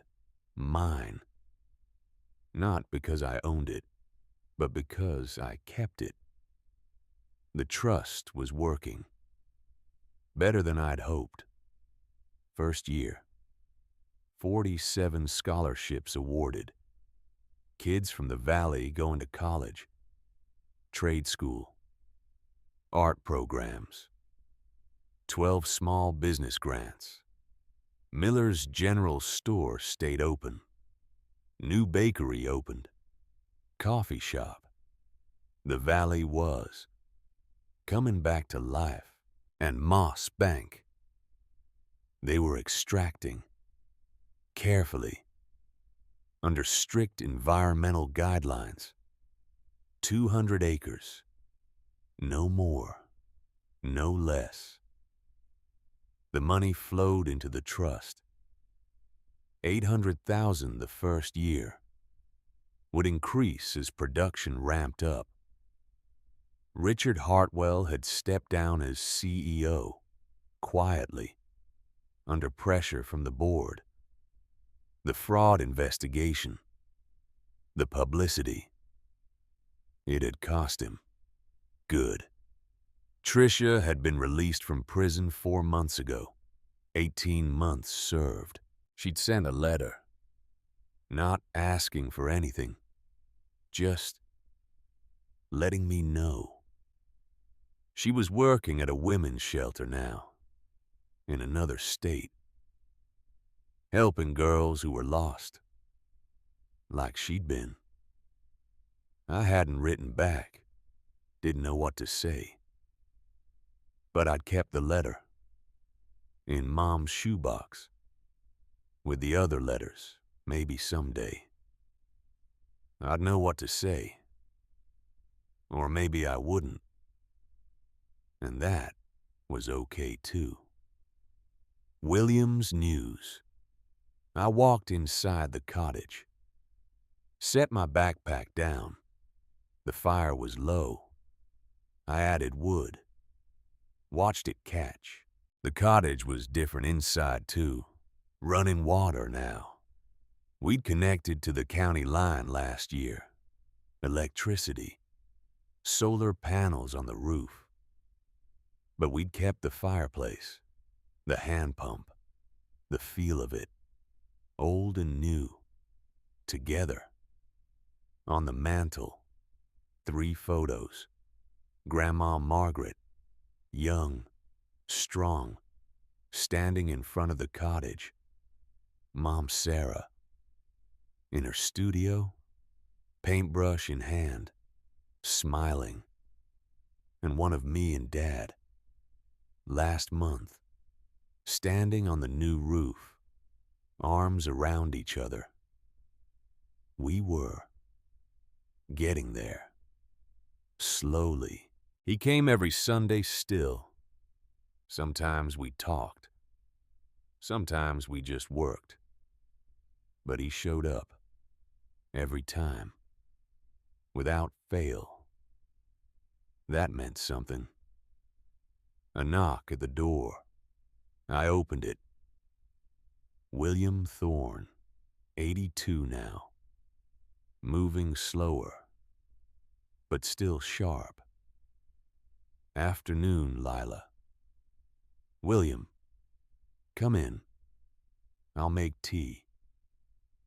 He came in, sat in the rocking chair. Mom's rocking chair. Got the quarterly report from the trust, he said, pulling out papers. And we're exceeding projections. The Moss Bank extraction is ahead of schedule.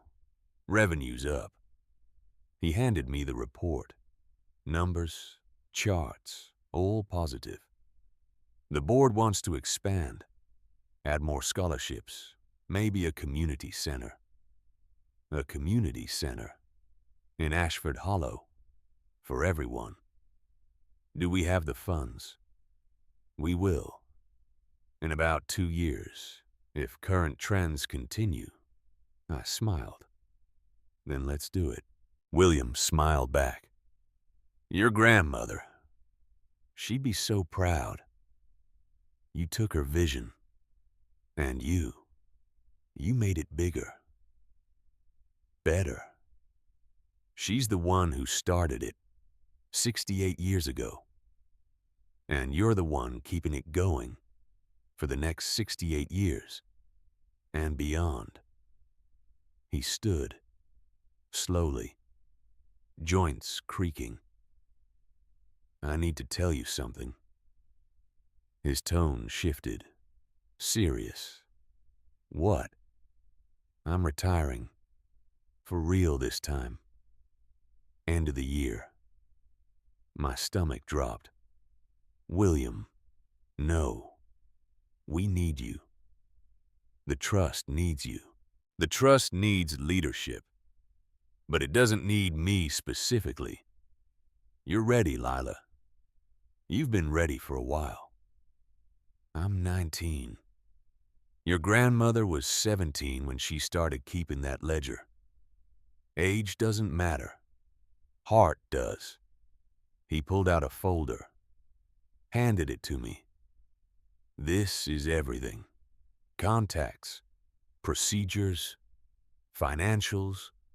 Study it, learn it. And in 6 months, you take over as trustee. I'm still in school. So, a lot of people run trusts while in school. You'll manage. He walked to the door, paused. There's one more thing.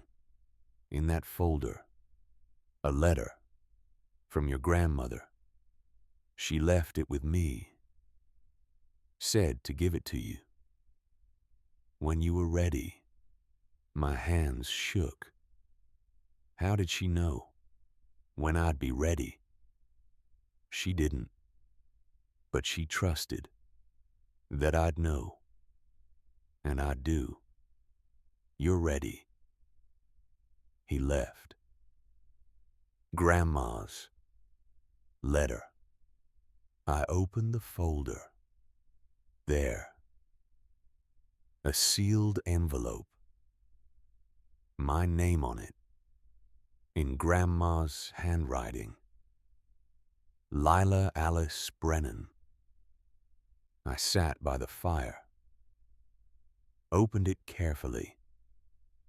My dearest Leela. If you're reading this, I'm long gone. And you found what I left. The cottage, the will, the trust, all of it. I'm sorry I'm not there to explain, to guide you, but I knew. Somehow I knew. You'd figure it out. You're probably wondering why I did this, why I hid everything, why I made it so complicated. The truth is, I didn't trust the world. I'd seen too much, lost too much.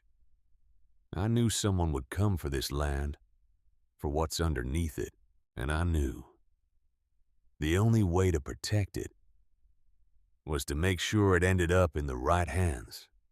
Yours. Not because you're perfect, but because you understand what land means, what home means. It's not property. It's promise.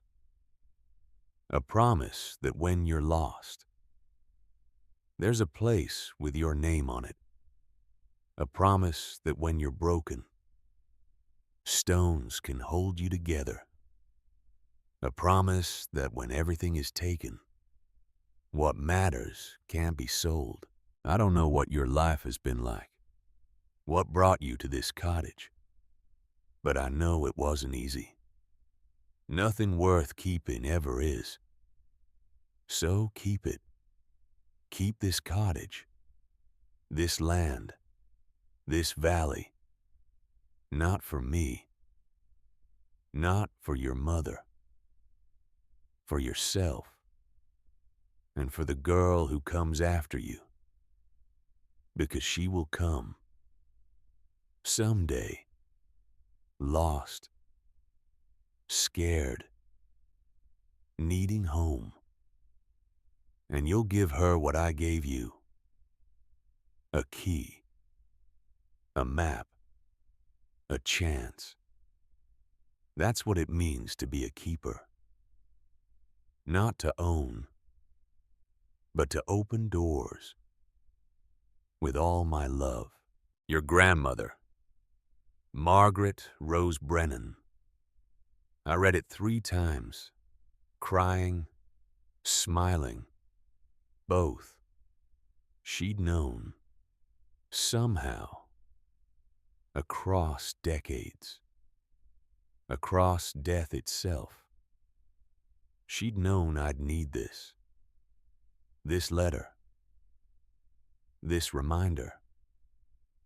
I folded it carefully, put it in the ledger, opened the ledger to the next blank page, and I wrote, January 1st, 2029. L. Brennan. Age 19. Trust established. Valley protected. 47 scholarships awarded. Community thriving. Received grandmother's letter today. She said, "We don't own land. We open doors." I understand now. And then, below it, note for next keeper. Behind the sixth stone, 3 in from the corner, there's still a hollow space. I've left something for you. Not money, not documents, just a letter and a promise. You are not alone.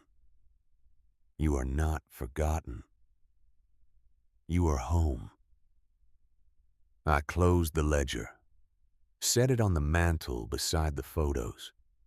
Outside, the sun was setting, October light golden on the valley.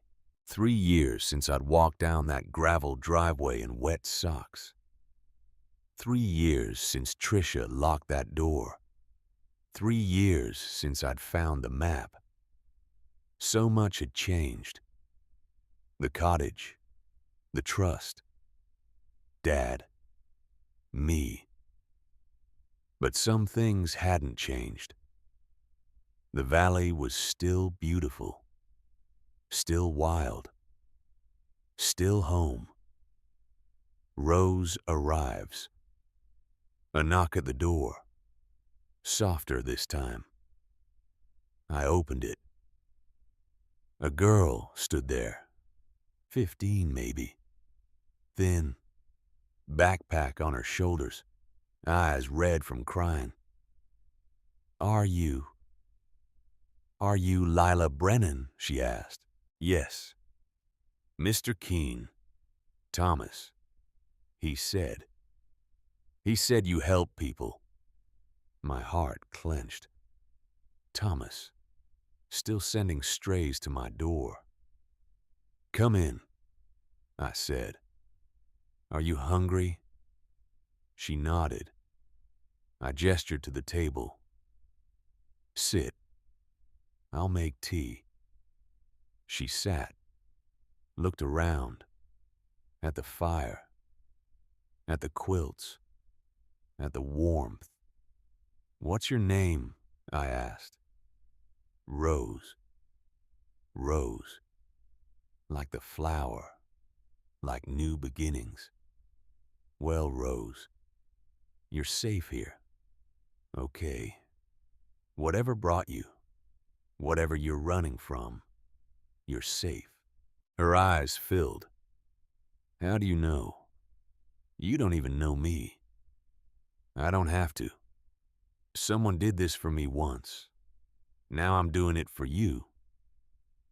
I made tea, put bread and cheese on the table, watched her eat like she hadn't eaten in days.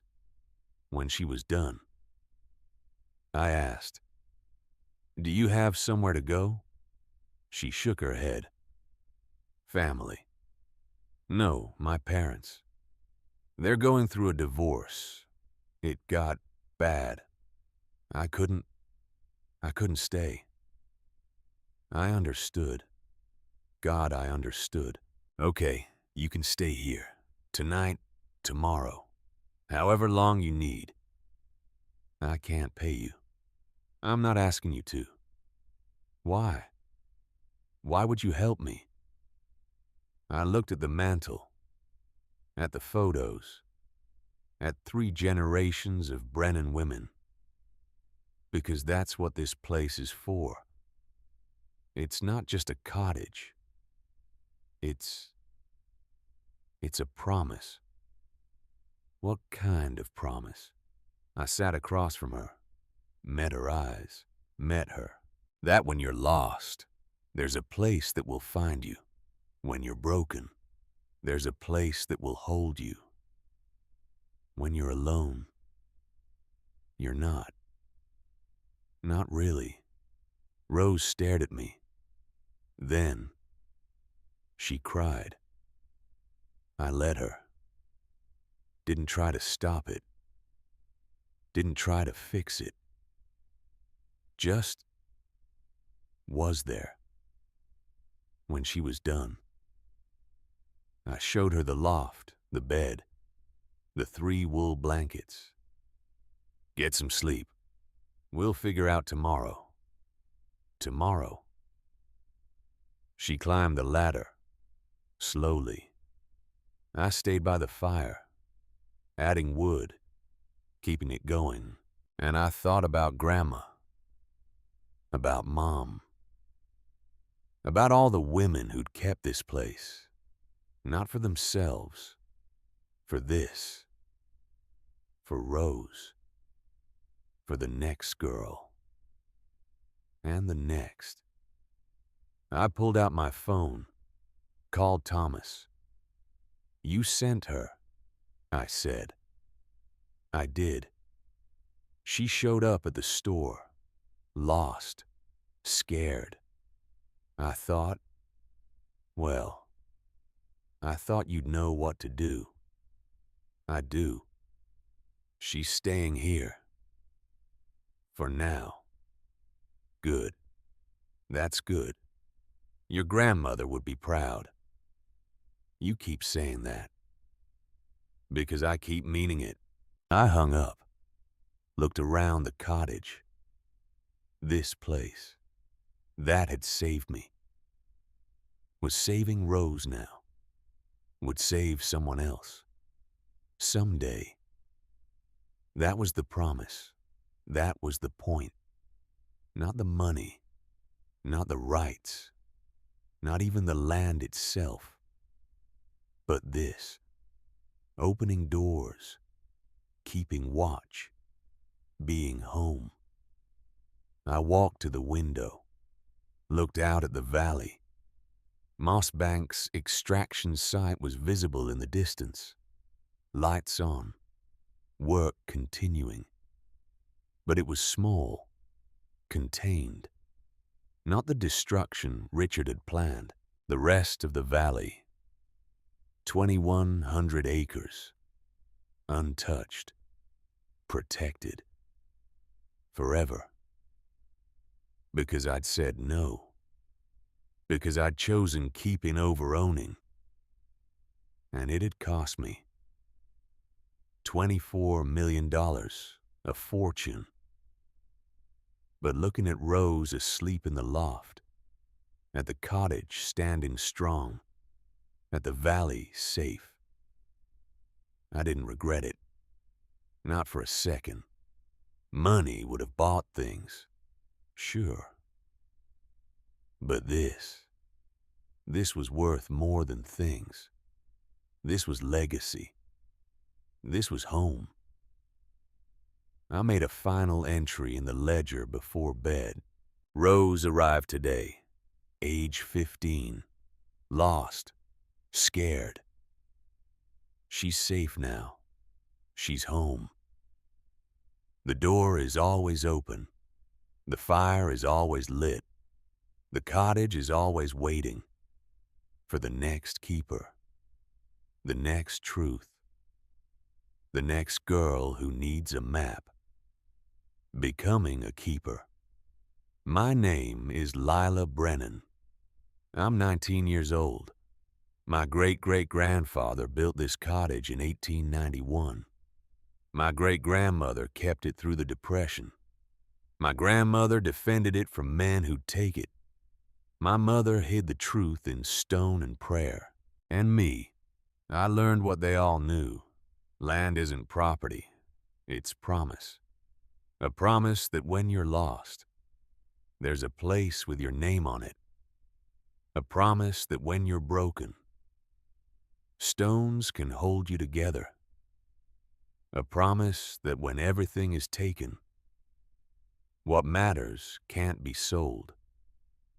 This cottage will stand long after I'm gone, long after Rose is gone, long after the next keeper and the next.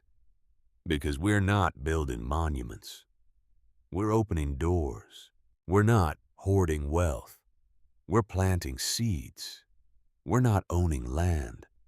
We're belonging to it. And it belongs to everyone. Who needs it? Who protects it? Who understands? The valley is safe. The trust is funded. The door is open. And I am not alone.